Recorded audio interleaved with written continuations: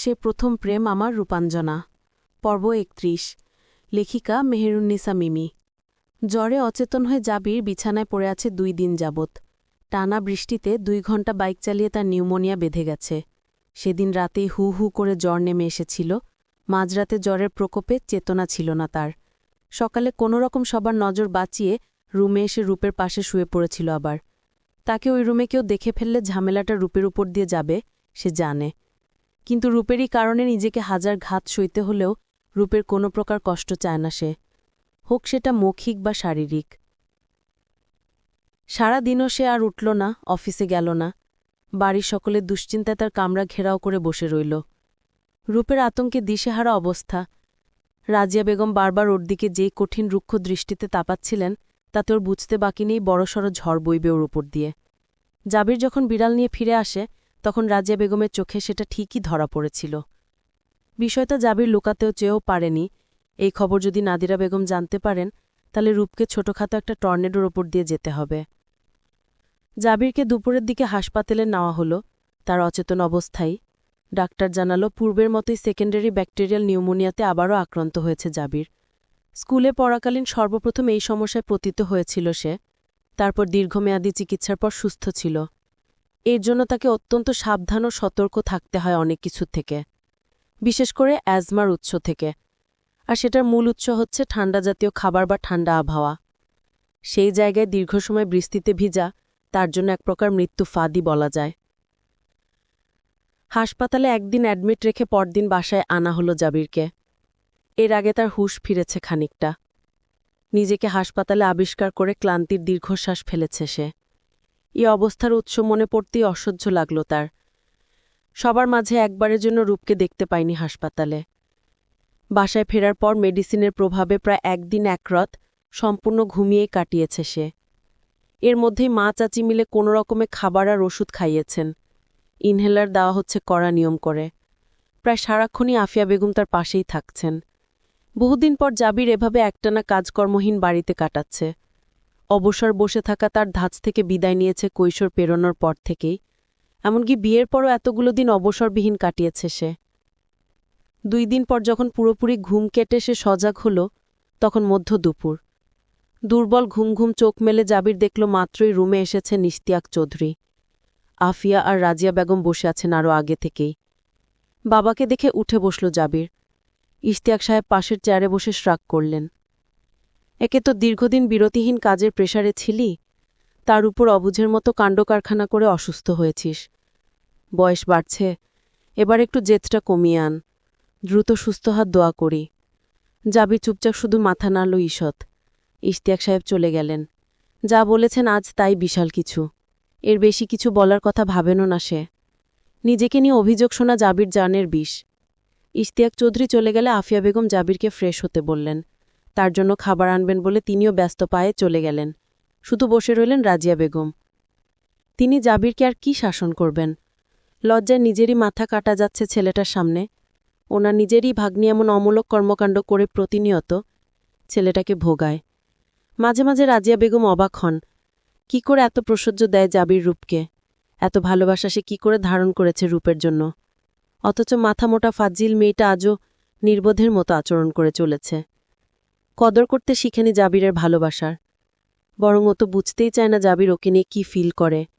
কেন এমন করে রাজিয়া বেগম ভেবে পান না।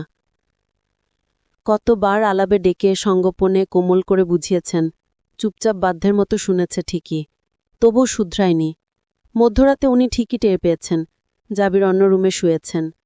রাজিয়া বেগম চুপচাপ কিছুক্ষণ জাবিরের বন্ধ চোখের বিষাদগ্রস্ত মুখটাতে তাকিয়ে রইলেন। মাঝে মাঝে মনে হয় রুমু আবিদের চেয়েও বেশি তিনি এই ছেলেটার জন্য মমতা লালন করেন অন্তরে। সেই ছোটবেলা থেকে সে আগলে রেখেছেন নিজের আঁচলে। কত যত্নে সবাই যখন নির্দয়ের মতো ছেলেটাকে তুচ্ছ তাচ্ছিল্য করত, একমাত্র তিনিই বুঝতেন কিশোর বয়সের উচ্ছলতা ছাড়া আর কিছু ছিল না ওসব। এই নিয়ে এত বাড়াবাড়ি, শাসন আর রাফিনের সাথে কম্পেয়ার করে তিক্ত ঝাঝালো তিরস্কারে ওকে হেয় করাটা একদমই অনুচিত হচ্ছে। তিনি কত বুঝাতেন এসব আফিয়া বেগম ও ইশতিয়াক সাহেবকে। সেই থেকেই ছেলেটা একমাত্র চাচিস্বরূপ আরেকজন মা হিসেবে আশ্রয় করেই বড় হয়েছে। সব অভিমান অভিযোগ ছোটমাকে শুনিয়েছে, সব আবদার ছোটমার কাছে করেছে। 2 দিনের অসুস্থতায় বলিষ্ঠ দেহ, সুঠামো অবয়ব ও সুদর্শন চেহারাটা বেশ মলিন হয়ে পড়েছে। সাথে হয়তো আরেকটা কারণ আছে। হয়তো নয়, অবশ্যই আছে। রাজিয়া বেগম সেটা ভেবে জাবিরের দিকে তাকিয়ে থাকতে থাকতে একটা দীর্ঘশ্বাস ফেললেন। তারপর আলতো হাতে পরম মমতায় জাবিরের দীর্ঘ ঘন চুলগুলোতে হাত বুলিয়ে বললেন, যা গোসলটা করে আয়, তারপর দুপুরে খাওয়া দাওয়া করবি। এমনিতে ঘুমের ওষুধের প্রভাবে শুধু ঘুমাচ্ছ, খাওয়া দাওয়া ঠিক ঠিকানা থাকছে না। খাওয়া নিয়ে গাফিলতি পুরুষ মানুষের শরীরে সয়। যা উঠ। কথাগুলো শেষ করে উনি উঠে দাঁড়ালেন চলে যাওয়ার উদ্দেশ্যে। জাবির হুট করে হাত ধরে থামালো ওনাকে। আবার টেনে বসে দিয়ে নিজে বালিশে হেলান দিয়ে বসে দেখে ধীর কণ্ঠে জিজ্ঞেস করল, রূপা কোথায়, ছোট মা? রাজিয়া বেগম কিছুক্ষণ চুপ করে জাবিরের দিকে তাকিয়ে রইলেন। বুঝতে চেষ্টা করলেন জাবিরের মনে রাগ আছে কিনা রূপের প্রতি। তিনি জানেন জাবিরের অবস্থার জন্য রূপাই দায়ী। রূপা নিজেই সব স্বীকার করেছে। তিনি যখন রূপকে জিজ্ঞেস করেছিলেন কিভাবে জাবিরের জ্বর এসেছে ও জানে কিনা, তিনি ভাবতেও পারেননি রূপ বিড়ালের জন্য জেদ ধরে ওরকম একটা কাণ্ড করেছে। তিনি তপ্ত স্বরে উত্তর দিলেন, ভার্সিটিতে। কখন আসবে জানো? এক্সাম আছে মনে হয় আজ। রাজা বেগম আবার কিছুক্ষণ চুপ করে রইলেন।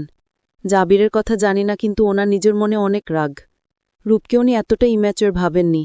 তিনি খুব মিশ্রিত শীতল কঞ্চে বললেন, বাড়িতে ফিরলেও আমি তোর কাছে আসতে দিব না ওকে। যেভাবে গত কয়েকটা দিন আটকে রেখেছি নিজের কাছে, সেভাবেই আটকে রাখব। ও হাসপাতালে যেতে চেয়েছে, রুমেও আসতে চেয়েছে। আমি দেইনি, কারণ কি জানিস? প্রচুর রাগ জমেছে ওর উপর আমার। সেই সাথে ওর স্পর্ধার বোকামি আমাকে সত্যি প্রচণ্ড হতাশ করেছে জাবির। সুতরাং যতদিন নিজের ভুল আর সম্পর্কের গুরুত্ব অনুধাবন না করবে, ততদিন তোর থেকে দূরেই থাকতে হবে ওকে। ইচ্ছে তো করছিল বাড়িতেই পাঠিয়ে দেই, কিন্তু সবাইকে কি জবাব দিব এই ভেবে পারিনি।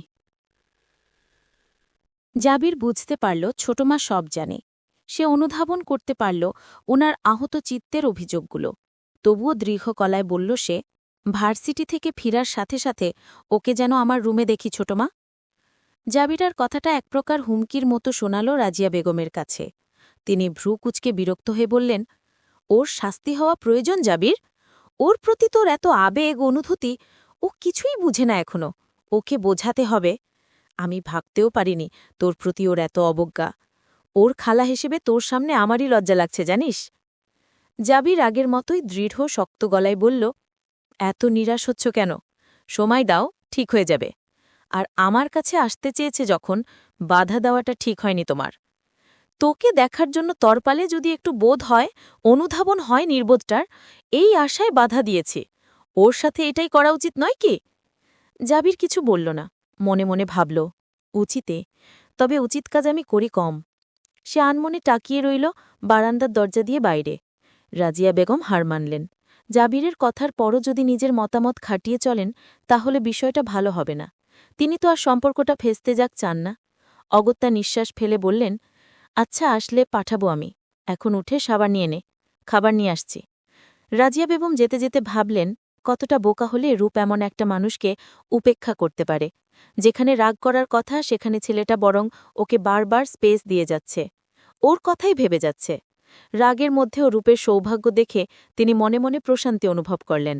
জাবিরের ভালোবাসার উন্মত্ততা পরিমাপ করতে পেরে তিনি খুশিও হলেন, দোয়া করলেন এই ভালোবাসা যেন রূপ অন্তরের গভীর থেকে উপলব্ধি করতে পারে। জাবির শাওয়ার নিয়ে আবার শুয়ে পড়েছে। শরীর এখনও বেশ ক্লান্ত। ঘুম ঘুম ভাবটায় দূর হতে চায় না। নিশ্চয়ই কড়া ডোজের মেডিসিন দেওয়া হয়েছে। আধ ঘণ্টা পর রুমের দরজায় মৃদু করাঘাত হল। কপালে হাত রেখে চিত হয়ে শুয়েছিল জাবির। দরজার দিকে নজর দিল। বেশ কিছুক্ষণ পর আলতো করে দরজাটা খুলে যেতেই নজরে এলো কাঙ্ক্ষিত সেই মুখটা। আনত নয়নে মুখ নিচু করে দাঁড়িয়ে আছে রূপ। একবার চাইল মুখ তোলে, পরক্ষণে আবার নামিয়ে নিল। আবেশিত চোখে স্থির হয়ে তাকিয়ে রইল জাবির। নাকে নিচে তিরতির ঘাম, ঘরমাক্ত চুলগুলো কপালের দুই পাশে সামান্য লেপটে আছে। ফর্সা মুখটা ঘেমে লালচে হয়ে আছে। ওড়নার কোণ দিয়ে মুখ মুছল রূপ। জাবির উঠে হেডবোর্ডে হেলান দিয়ে বসল। কোলের ওপর টেনে নিল বালিশ। তারপর শান্ত কণ্ঠে ডাকল, ভেতনে আয়, দরজাটা বন্ধ করে আসিস। রূপ মুখ তুলল না। মনে মনে ঘাবড়ে গেল। দরজা কেন বন্ধ করবে? কি চলছে আবার জাবিরের মাথায়? অসুস্থ অবস্থায়ও কোনো দুষ্টুমি করবে না তো? রূপ দরজা আটকে মাথা নিচু রেখেই ধীর পায়ে গিয়ে দাঁড়াল বিছানার কোণে।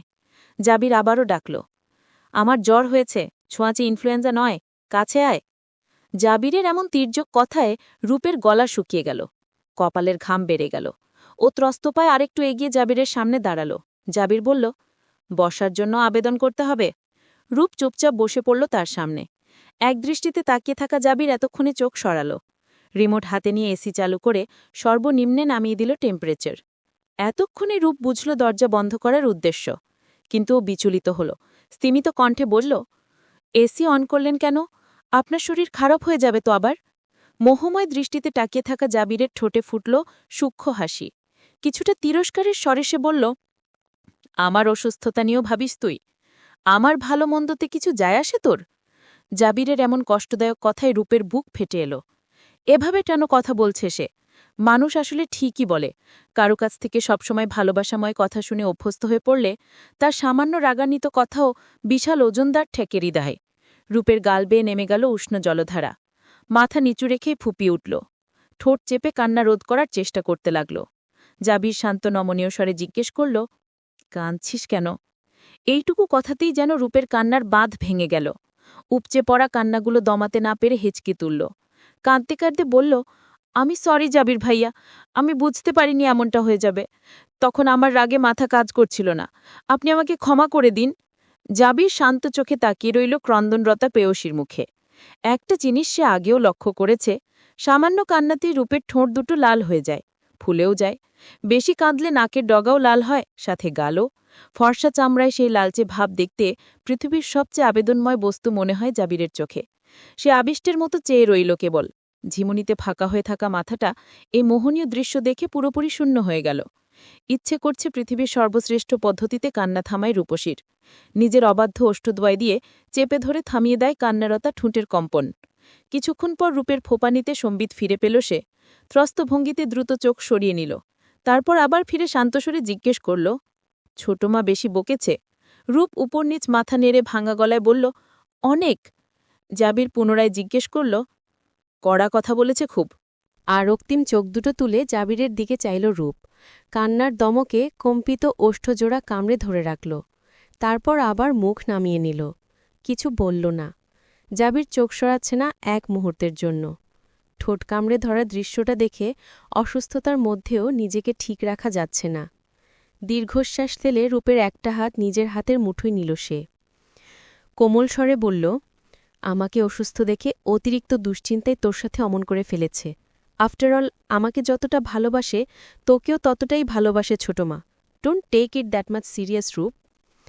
রূপ মাথা উঠিয়ে আবার তা নামিয়ে নিয়ে করুণ মুখে বলল, আপনি আমাকে মাফ করেছেন তো? জাবির চোখ একটু ছোট করে দুষ্টিমিশ্বরে বলল, ছোট মা কি বলেছে আমার থেকে মাফ না নিয়ে যেতে পারবি না? রূপ উপর নিচ মাথা নাড়ল। জাবির ঠোঁট টিপে হেসে ফেলল। বলল, করতে পারি, এক শর্তে। কান্না থামিয়ে রূপ চোখ তুলল। এই অবস্থায়ও লোকটার মাথায় শর্তের কথা আসে? কত বড় ধান্দাবাজ! যেই সুযোগ পেয়েছে ধান্দাবাজির আর হাতছাড়া করার চান্স নেয়নি। রূপ জিজ্ঞেস করল, কি শর্ত?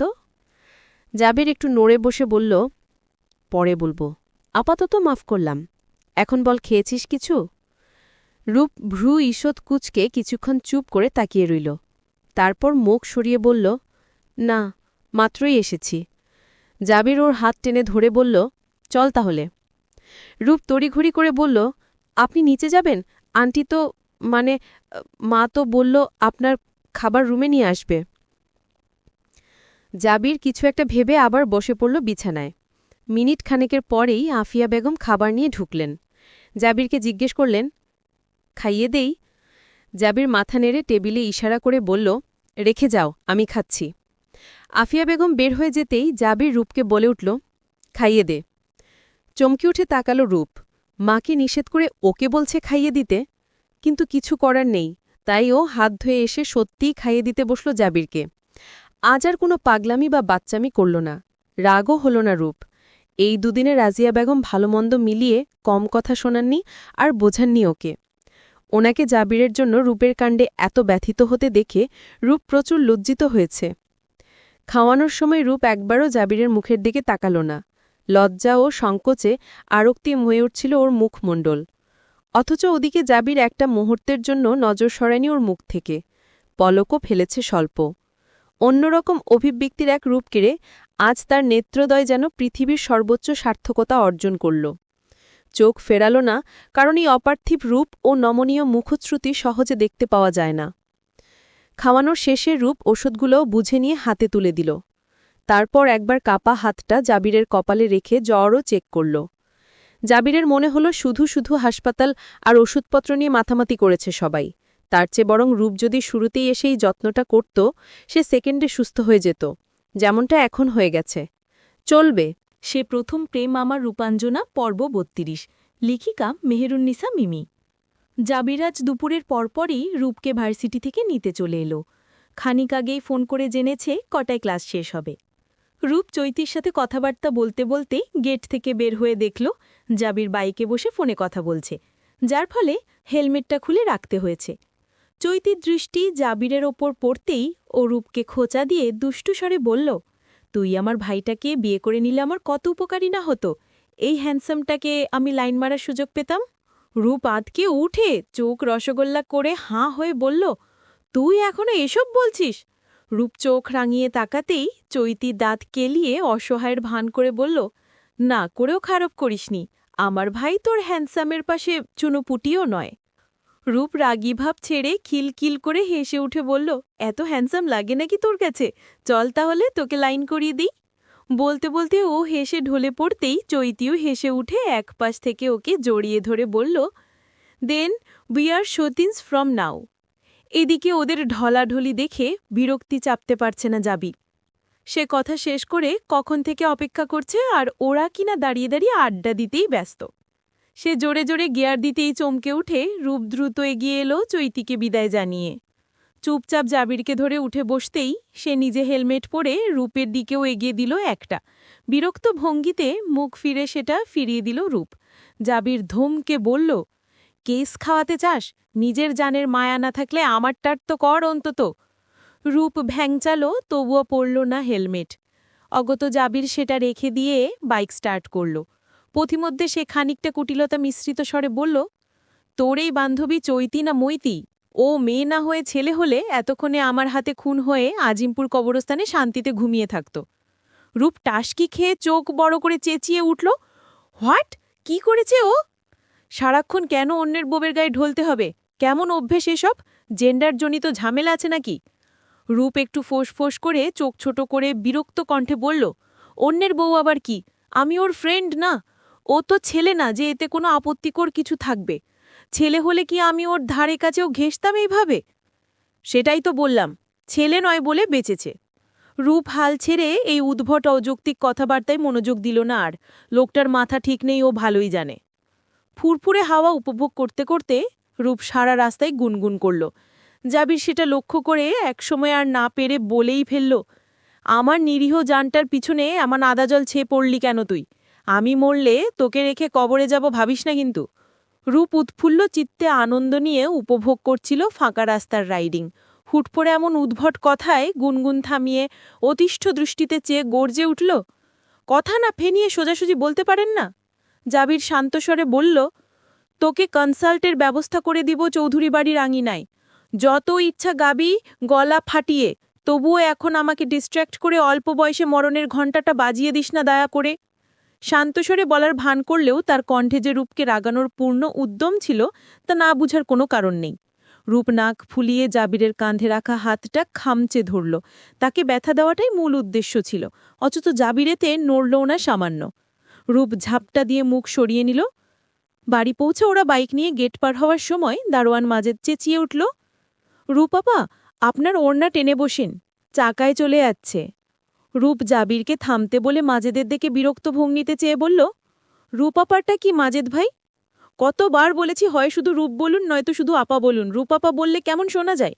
মাজেদ দাঁত কেলিয়ে বলল, মাঝে মাঝে তো আপামনিও বলি, তো ওটাই বলুন সব সময়। এর মধ্যে জাবির একটু ভ্রু কুচকে বলে উঠল, আমার বউ তোর আপা হয় কি করে রে মাজেদ? আরেকবার আপা ডাকতে শুনলে তোর চাকরির গলায় ছুরি। মাজেদ চোখ বড় করে ঢোক গিলে আশ্চর্য হয়ে শুধালো, তাহলে কি ডাকবো ছোট ভাইজান? জাবির বাইকে থ্রটল চেপে গিয়ার দিয়ে বলল, ওনলি ভাবি, আফনান জাবিরের বউ, তোদের শ্রদ্ধেয় ভাবি মহোদয়া। মাজেদকে হাঁ করে রেখে ড্রাইভওয়েতে আবার বাইক ছুটালো জাবির। রূপও প্রথমে একটু থমকে পিছনে তাকিয়ে রইল মাজেদের চমকিত বোকা বোকা চেহারায়। পরক্ষণেই অট্টহাস্যিতে ফেটে পড়ল ও। হাসতে হাসতে মুয়ে পড়ে মাথা ঠেকালো জাবিরের কাঁধে। এমন হাসির বহরে ভীষণ চমৎকৃত হয়ে জাবিরও ঠোঁট টিপল। প্রতিবারই যখন রূপ হাসে, সে জানে না কেন তার নিজের ঠোঁটেও চমৎকার তৃপ্তিদায়ক একটা হাসির রেখা অজান্তেই ফুটে ওঠে। রূপের হাসির মাঝেই জাবির খানিক পর বলল, হাসতে হাসতে জেলে ঢুকিয়ে দিস না কিন্তু আমাকে। হাত লুজ হচ্ছে কেন? রূপ জাবিরের কাঁধে হাতের চাপ বাড়িয়ে ধরল। ড্রাইভওয়েটা পাকা, এখানে পড়লে মাথা দ্বিখণ্ডিত হওয়ার কোনো অবকাশ নেই। রূপকে বাড়ি পৌঁছে দিয়ে জাবির আবার অফিসে চলে গিয়েছে। ফিরতে ফিরতে তার রাত হলো। রূপ তখন সবার সাথে বসার ঘরে টিভি দেখছিল সানন্দে। সন্ধ্যার পর আজ পড়তে বসা হয়নি। জাবিরের বাইকের শব্দ পেয়েও নড়েনিও। অথচ জাবির চায় তার উপস্থিতি টের পাওয়ার সাথে সাথেই যেন রূপ বাড়ির যেই আনাচে কানাচেই থাকুক, মুহূর্তে যেন নিজেদের ঘরে হাজির থাকে। বাড়ি ফিরে সবার আগে বউয়ের মুখশ্রী দর্শন চাই জাবিরের। প্রতিদিন নিতান্ত অবহেলিত ও অনিচ্ছাবশত সেই নীতি অনুসরণ করলেও আজ রূপ ইচ্ছে করেই তা লঙ্ঘন করল। পরীক্ষা করে দেখা যাক কি হয়। কি হওয়ার তা মুহূর্ত কয়েক পরই টের পাওয়া গেল। ওদের ঘর থেকে জাবিরের তীক্ষ্ণ চিৎকার ভেসে এলো, রূপ! রূপ প্রস্তুতি ছিল তাই চমকালো না, শুধু চোখ দুটো বন্ধ করে ফোঁস করে একটা নিঃশ্বাস ফেলল। ও ভেবেছিল দু একদিনের এদিক ওদিক কি আর জাবিরের খেয়াল থাকবে। আর এ তো কোনো চিরায়ত নিয়মে পরিণত হয়নি যে প্রতিদিন একই কাজ বাধ্যতামূলক করতেই হবে। বসার ঘরের প্রত্যেকখানি চোখ ঘুরে এসে পড়ল রূপের ওপর। ওর নিঃশ্বাস ফেলা দেখে পাশ থেকে শর্মী খিটখিট করে হেসে উঠল সশব্দে। কানের কাছে মুখ এনে নিচু স্বরে বলল, সবার সামনে বউকে গলা ফাটিয়ে ডাকতেও কিন্তু সাহস লাগে ভাবি সাহেবা। Don't ever under estimate my brothers bravery. রূপ ওর দিকে চোখ রাঙিয়ে টাকিয়ে উঠে দাঁড়াতে দাঁড়াতে বিড়বিড় করল, ব্রেভারির কচু। রূপ রুমে পৌঁছে দেখল জাবির শাওয়ারে চলে গেছে। এই দেখে রূপ রাগে তেতে উঠে ওয়াশরুমের দরজার সামনে দাঁড়িয়ে চেঁচাল, অযথা চেঁচিয়ে আমাকে আনার কি দরকার ছিল? কাজ পান না খুঁজে বাড়িতে এসেই বাঁশের গলায় বিনা মাইকে মাইকিং লাগিয়ে দেন, বিতিকিচ্ছিরি একটা। ঝিরঝির অবিরত পানির ধারার শব্দ ছাপিয়ে জাবিরের হুঙ্কার ভেসে এলো, বিতিকিচ্ছিরি তাই না? বের হয়ে তোকে বুঝাচ্ছি বাঁশ, ঘাস আর ডান্ডা কাকে বলে। এক পা নড়বি না, খবরদার। কাবার থেকে আমার কাপড় দিয়ে এখন। রূপভ্রু ভীষণ কুচকে চোখ উল্টালো, মুখ ভেঙচে ক্যাটকেটে স্বরে বলল, ঢোকার সময় নিয়ে যাননি কেন? অতিরিক্ত নাটকবাজ। তোকে বিয়ে করেছি কেন ফাজিল? বউ থাকতে নিজের কাজ নিজে করার মতো ইডিয়ট নই আমি। আমার জন্য শুধু অফিসিয়াল কাজকর্ম বরাদ্দ। রূপ খেকিয়ে উঠল, আমি কি আপনার কেনা সম্পত্তি নাকি? যেভাবে ইচ্ছে ব্যবহার করবেন আমাকে, যেভাবে মন চায় পরিচালনা করবেন? ঝুপঝুপ শাওয়ারের নিচে থেকে জাবিরের ফিচেল দুষ্টু কণ্ঠ ভেসে এলো, কেনানোস নাকি? কত লাখ টাকায় কিনেছি তোকে খবর আছে নাকি? তাও ভুলে গেলি? ভুলে গেলে নিজের ব্যাঙ্ক অ্যাকাউন্টটা চেক কর, মনে পড়বে। প্রতিটা পাই পয়সা নিজের উপার্জনের, বুঝলি? ছ্যাচ্ছিরা ছোট লোকের মতো বাপ চাচার পয়সায় বউ কিনি নাই জানে মান। রাগ, হতাশা, দুঃখ, অপমান সব একত্রিত হয়ে ফুঁসে উঠল রূপের বিদ্রোহী মস্তিষ্ক। চোখ মুখ কঠিন হয়ে উঠার পাশাপাশি রক্তিম বর্ণ ধারণ করল খানিকটা। অবিশ্বাস্য রকম হতবাক হয়ে কিছুক্ষণ বাকরুদ্ধের মতো বিমূর্ত হয়ে দাঁড়িয়ে থেকে দাঁতে দাঁত চেপে বলল, ভালো হচ্ছে না কিন্তু বলে দিচ্ছি। বউ কিনেছেন মানে কি? অসভ্য লোক কোথাকার। জাবিরের সরল নিরুত্তাপ উত্তর এলো, ভালো মন্দ পরে বিবেচনা করছি, আগে আমার কাপড় দে, তোয়ালে দে। অফ হোয়াইটের মধ্যে বাদামি স্ট্রাইপের হালকা ফেডেড ওয়াশ, ফ্রন্ট ও ব্যাক পকেটে সূক্ষ্ম স্টিচওয়ালা ডেনিম শর্টসটা দিবি। তিরিক্ষে মেজাজ নিয়ে নাক ফুলিয়ে ওয়াশরুমের দরজার দিকে তাকিয়ে রইল রূপ। এমন দীর্ঘায়িত বিস্তারিত বর্ণনা যে ওকে হয়রানি করার জন্যই প্রদান করা তা ভালোই জানে ও। তবুও কথা আর না বাড়িয়ে চুপচাপ কাবার্ডোর দিকে গেল। এই লোকের সাথে কথা বাড়ানোর অর্থ হচ্ছে নিজের পায়ে নিজে কুড়াল চাপাতি মারা বই কিছু নয়, অথবা স্বইচ্ছায় নিজের ইজ্জতের গলা টিটে অকাল মৃত্যু ঘটানো বই কিছু নয়। রূপ খানিকক্ষণ ঘাটাঘাটি করে ফের চেঁচাল, কি ছাতার মাথা বলেছেন? পাচ্ছি না কেন?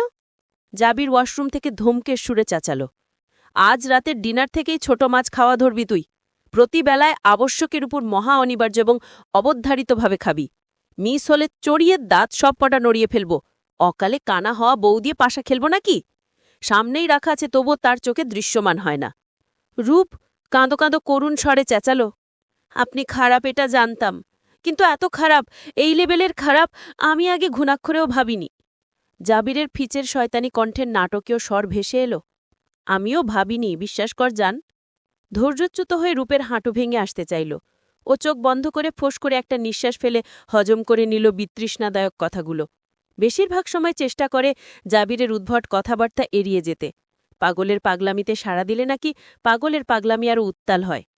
রূপ আঁতিপাতি করে বর্ণনাকৃত 3/4 শর্টসটা খুঁজে চলেছে। কি মনে করে কাবার্ডের এক কোণে পরপর অবস্থিত ড্রয়ারগুলোর মধ্যে একটা ড্রয়ার খুলল ও। এখানে কাগজপত্র, হাবিজাবি, প্রয়োজনীয় জিনিস ছাড়া কিছু নেই। এখানে কাপড় থাকে না। তবুও বিরক্তিতে অস্থির হয়ে খুলে ফেলেছে ওটা। কপাল কুঁচকে আবার ঠেলে বন্ধ করতে যাবে, হঠাৎই চোখে কিছু একটা বাজল ওর। বিপরীত দেয়ালের লাইটের উজ্জ্বল আলোয় চকচক করে উঠছে গ্লোসি ক্ষুদ্র কালচে লাল জিনিসটা। বিস্ময় হতভম্ব হয়ে হাত বাড়িয়ে তুলে আনল জিনিসটাও। 2 আঙুলে চেপে দুলে চোখ ছোট করে তাকিয়ে রইল অনিমেষ। কয়েক মুহূর্ত বুঝে উঠল না কিছুই। তারপর যখন বোধ হল, ঠোঁট চেপে চোখগুলো আরও সরু করে ফেলল ও। এটা তো ওর চুলেরই ক্লিপ। এক জোড়া থেকে একটা সেই কবে হারিয়ে গেছিল। এটা কি জাবির চুরি করে এনেছে নাকি? ওর রুম থেকে? না না, তা হবে কেন? নিশ্চয় কোথাও কুড়িয়ে পেয়েছে। রূপ চকিতে তাকালো একবার ওয়াশরুমের দরজায়, আর তখনই ওকে হটচকিয়ে দিয়ে দরজা খুলে বেরিয়ে এলো জাবির। রূপের চোখ দুটো আচমকাই বড় হয়ে গেল। ও ভেবেছিল জাবির কি কাপড় না পেয়ে খালি গায়ে বেরিয়ে এসেছে। কিন্তু যখন দেখল কাঙ্ক্ষিত সেই অফ হোয়াইট ডেনিম শর্টস পরনে, তোয়ালে গলায় ঝুলিয়ে তা দিয়ে চুল মুছতে মুছতে বেরিয়ে এসেছে জাবির, রূপ হাঁ করে স্ট্যাচুর মতো দাঁড়িয়ে রইল।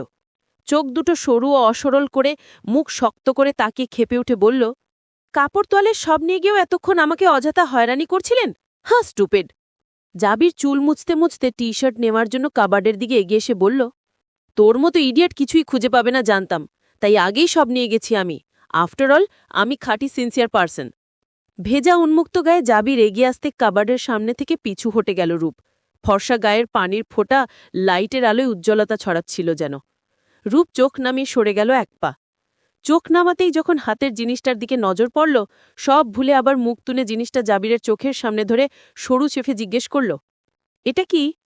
ডিপ চেসনাট কালারের একটা টি শার্ট বের করে এক পলক তাকালো জাবির।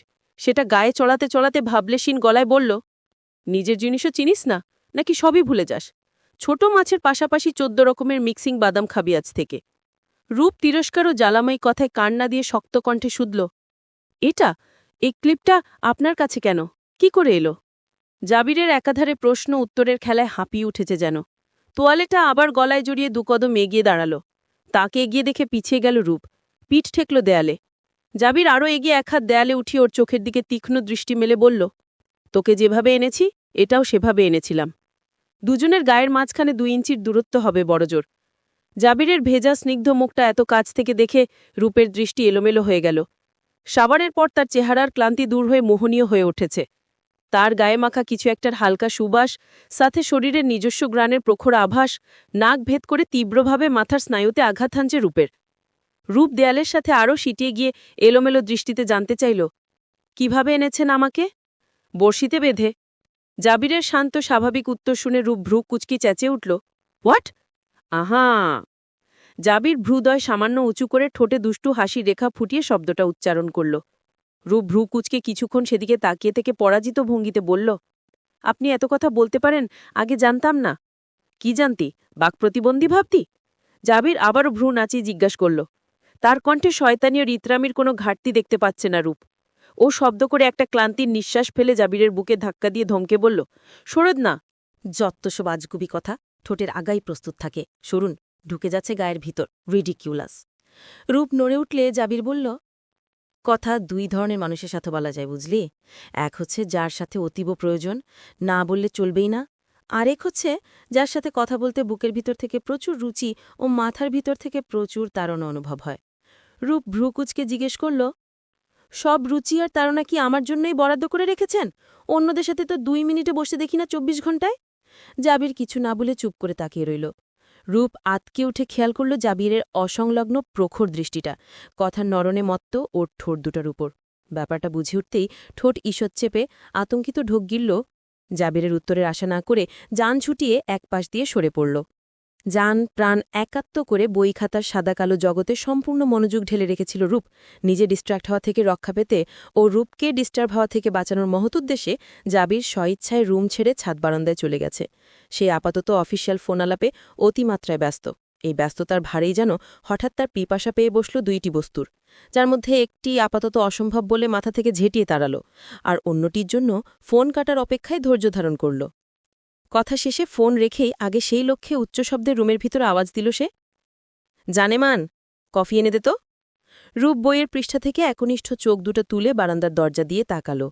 জাবিরের খণ্ডাংশ চোখে দৃশ্যমান হল না এখান থেকে, তথাপিও সেদিকে দৃষ্টি রেখেই মুখ ভেঙচে চড়া গলায় জবাব দিল, নিজে এনে খান। আমি এনে খেলে শুধু কফিই নয়, সাথে আরও কিছু খেয়ে তারপর ক্ষান্ত হব। তখন আমাকে একদম দোষারোপ করবি না, খবরদার। রূপ ভালোই বুঝতে পারল অন্য কিছুটা আসলে কি। ও বিরক্তিতে গজগজ করে চেঁচাল, দেখছেন না পড়ছি। পড়ার মাঝে এটুকু সামান্য কাজ করতে পারবি না? বউ হয়েছিস কি জন্য? হলাম কই, আপনি জোর করে বানিয়েছেন। বানিয়েছি বলেই হয়েছিস। যতক্ষণ চেঁচালি ততক্ষণে কফি শেষ করে ঘুমিয়েও যেতে পারতাম। রূপ কপাল সীমাহীন কুচকে কিছু বলার জন্য মুখ খুলেও শেষ পর্যন্ত নিশ্চুপ হয়ে গেল। কিছু বললে কথা বাড়বে বই, এক অক্ষরও কামবে না। এই লোক কথা শুরু করলে ঘুরাতে ঘুরাতে পেঁচিয়ে জঞ্জাল না বানিয়ে ছাড়ে না। যুক্তিপূর্ণ হোক, অযৌক্তিক অদ্ভুত হোক বা অলৌকিক অবিশ্বাস্য যেই ধরনের কথাই হোক, তার অনর্গল বলতেই হবে। থেমে গিয়ে হেরে যাওয়া তার সয় না।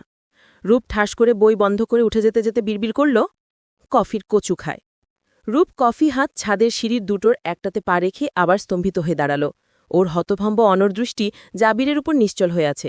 জাবির টের পেয়ে মুখ তুলে চাওয়ার পর রূপ সম্বিত পেয়ে বিস্মিত কঞ্চে প্রায় চেঁচিয়ে উঠল, হোয়াট ইজ দিস? এটা কি? জাবির ওর দিকে দৃষ্টি রেখে দুই হাত চুলে চিরুনির মতো চালিয়ে ফিচেল স্বরে বলল, এখানে এত অন্ধকার নয় যে তুই চোখে দেখতে পাবি না। গ্রাউন্ড থেকে যথেষ্ট আলো পৌঁছাচ্ছে। রূপ হাঁ করে নিঃশ্বাস ফেলল একপাশ ফিরে, তারপর থমথমে পায়ে সিঁড়ি দুটো ভেঙে দাঁড়িয়ে রুক্ষ কণ্ঠে জানতে চাইল, এক্সকিউজ মি, আমার ওড়না আপনার গলায় পেঁচানো কেন? জাবির ঘাড় একদিকে তাত করে বিজ্ঞের মতো জবাব দিল, যেন বিষয়টা জানিয়ে বাধিত করল বোকা অবুঝ মেয়েটাকে। বউয়ের ওড়নার মধ্যে আলাদা একটা প্রশান্তি থাকে, যেটা পুরুষের হৃদয়ের ও মন প্রশান্ত করতে প্রচণ্ড রকম সক্ষম। হৃদয় নামক বস্তুটা তোর নেই, তাই এসব হৃদয় ঘটিত ব্যাপার স্যাপার তুই বুঝবি না। না বুঝার আরেকটা উল্লেখযোগ্য কারণ হচ্ছে তোর বউও নেই। রূপ এমন অযৌক্তিক ও আজগুবি কথা শুনে অতিষ্ঠ ভঙ্গিতে মুখ বিকৃত করে তাকিয়ে রইল। খানিক বাদেই ফের ধমকে বলল, উফ জাবির ভাইয়া, স্ট্রেইট কথা বলুন, আপনি এটা কেন নিলেন? আপনার কি শালটালের বেশি অভাব? জাবিরও এবার ওরই মতো বিরক্তিতে বিলীন হল যেন। ভ্রুদয় কুচকে সীমাহীন রুষ্টতা চেহারায় ফুটিয়ে হুমকি দিল, তোর ভাইয়া ডাকাডাকির ফলে যদি আমার পোলাপান আমাকেই মামা চাচা ডাকে, তাহলে তোর 14 গোষ্ঠী উদ্ধার করে গঙ্গায় ভাসাবো রূপের বাচ্চা। রূপ বলার মতো আর কিছু খুঁজে পাচ্ছে না। জাবির প্রেম ভালোবাসার কথা তো বলে ঠিকই, কিন্তু বলার সুরে কোনোরকম প্রেমসুলভ মিষ্টতা বা কোমলতার উপস্থিতিই পায় না রূপ। আর এতেই বিভ্রান্ত হয়ে থাকে ও সবসময়। ভালো যদি বেশিই থাকে তো সেটা ভালোবাসার প্রেমময় কণ্ঠে সোজাসাপটা ছিটার করলেই হয়। তাহলে রূপ খানিকটা ভেবে দেখতে পারত একে সুযোগ দেওয়া আদৌ সম্ভবপর কিনা।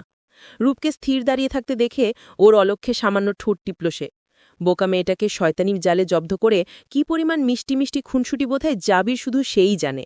রূপ যখন রেগে যাওয়ার পর কথায় হেরে মুখ ফুলিয়ে ফেলে, নিরুপায় হয়ে নিশ্চুপ বনে মুখ গম্ভীর করে ভ্রুকুচকে দেখে, জাবিরের ইচ্ছে করে রাগগত মরণী সেই রাগটা আরও বাড়িয়ে অগ্নিলাভায় পরিণত করতে, ওকে প্রতি মুহূর্তে অগ্নিলাভায় জ্বালাতে। তার সামনেই যখন রাফিনের সাথে হাসি মজায় মেতেছে, তখন তার যতটা ক্ষোভ ও ক্রোধের আগুন জ্বলত বুকে, ঠিক ততটাই জ্বালাতে চায় রূপকে। কিন্তু নির্বোধ মেয়েটা যেভাবে তাকে অন্তরে দিয়েছে, সে ওর অন্তরে জ্বালা দিবে না, কখনো নয়। শুধু একটু রাগিয়ে মাথাটা গরম করতে পারলেই সে পরম সন্তুষ্ট। সে জানে রূপ অল্পতেই রেগে যায়, তেতে ওঠে।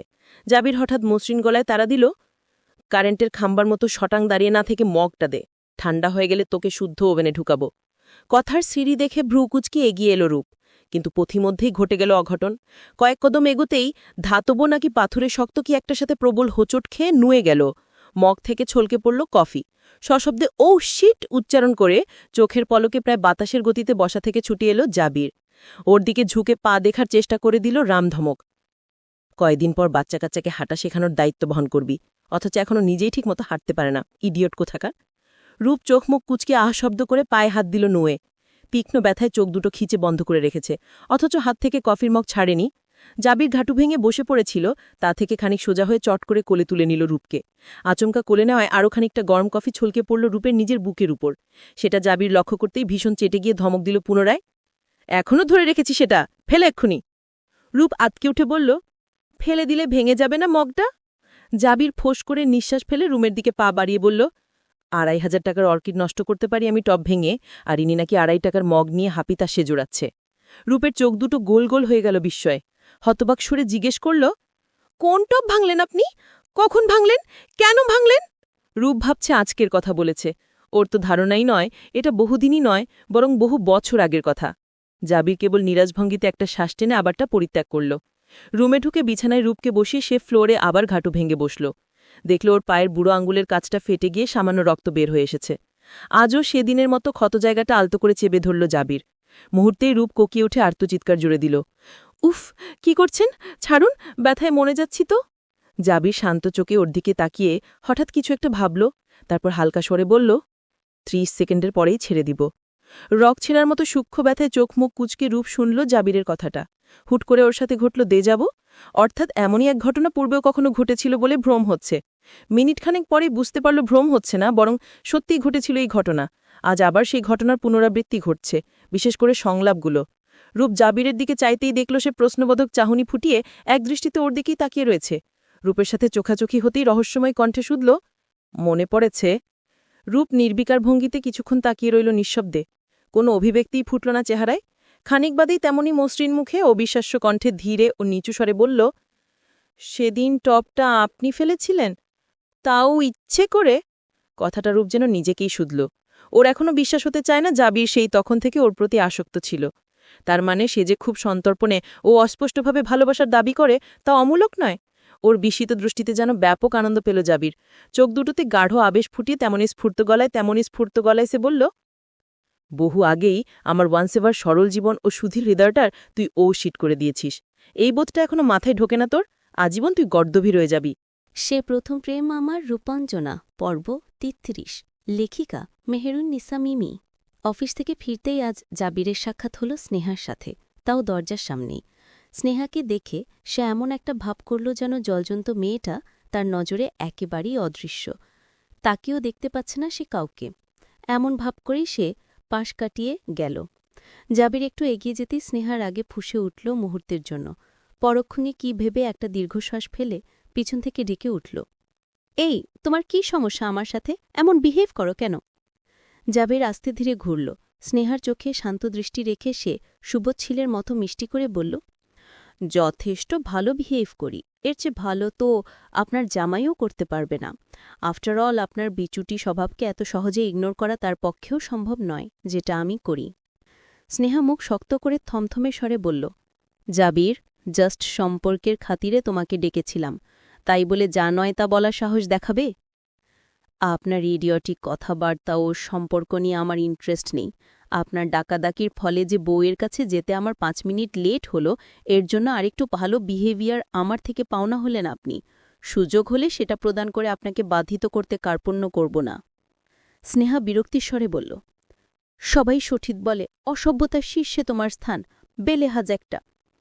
জাবির এক পা এগিয়ে এসে কিছু বলতে উদ্যত হল, তার আগে সেখানে উপস্থিত হল হিমি। স্নেহা আর জাবিরের মধ্যে যে মোটেও ভালো সম্পর্ক নেই তা বাড়ির সবাই জানে। ওদেরকে এমন আক্রমণাত্মক ভঙ্গিতে কথাবার্তা চালাতে দেখে হিমি ধমকে উঠে বলল, এই জাবির, তুই তোর ঘরে যা। ভাবি, তুমিও যাও, তোমাকে ভাইয়া ডাকছে। এক্ষুনি নাকি বেরোবে তোমরা? স্নেহা উত্তর না দিয়ে জাবিরের দিকে একটা কঠোর দৃষ্টি নিক্ষেপ করে চলে গেল সেখান থেকে। জাবিরও ঘুরে দাঁড়িয়ে সিঁড়ির দিকে এগোবে তার আগেই হিমি বলে উঠল, জাবির দাঁড়াতো। এরপর সে এগিয়ে এসে নিজের কোল থেকে তার 2 বছরের ছোট্ট কন্যা সুহাকে জাবিরের কোলে এক প্রকার হুড়মুড়িয়ে উঠিয়ে দিল। আগে থেকে এর জন্য প্রস্তুত না থাকে হুট করে ভরকে গেল জাবির। এদিকে সে যে বাচ্চা কাচ্চা আজীবনেও কোলে উঠায় না, এটা বলার ফুরসতটাও হিমিকে পেল না জাবির। কোলে না নিলেও বাচ্চাদের প্রতি তার লুকায়িত একটা অনুরাগ আছে। হিমির মেয়েকে কখনো কোলে তোলার সুযোগ হয়নি, আজ হুট করে কোলে পেয়ে কী করবে না করবে ভেবে পাচ্ছে না। আনাড়ি হাতে কোলে ধরে রাখবে নাকি চট করে আবার হিমির কোলে ফিরিয়ে দিবে ভেবে পাচ্ছে না। হিমি মেয়েকে জাবিরের কোলে দিয়ে ব্যস্ত কণ্ঠে বলল, ওকে একটু রূপের কাছে নিয়ে যেত। রূপ ব্যস্ত থাকলে শর্মির কাছে দিস। আমি বাহিরে যাচ্ছি, ফিরতে একটু দেরি হতে পারে, ওদের বলিস। আরও বলিস আমি খাইয়ে দিয়ে গেছি, বিরক্ত করলে মায়ের কাছে দিয়ে যাবি। হরহর করে দিক নির্দেশনা দিয়ে মেয়েকে উদ্দেশ্য করে বলল, মামার সাথে যাও ওকে মামি, মামা তোমাকে খালামণির কাছে নিয়ে যাবে। কথা শেষে মেয়ের হাতে চুমু খেয়ে হিমি চলে যেতে উদ্যত হলে জাবির বলে উঠল, ফিরতে দেরি হলে তোর ছানাটাকে সাথে করেই নিয়ে যা। কান্নাকাটি শুরু করলে তখন কি হোয়াটসঅ্যাপে পাঠাবো তোর কাছে? হিমি ভ্রু কুচকে বিরক্ত ভঙ্গিতে ফিরে বলল, তোর কাছে দিয়ে যাচ্ছি নাকি ফাজিল? যা নিয়ে যা রূপের কাছে, কান্না করলে ওর নানুর কাছে রেখে আসিস।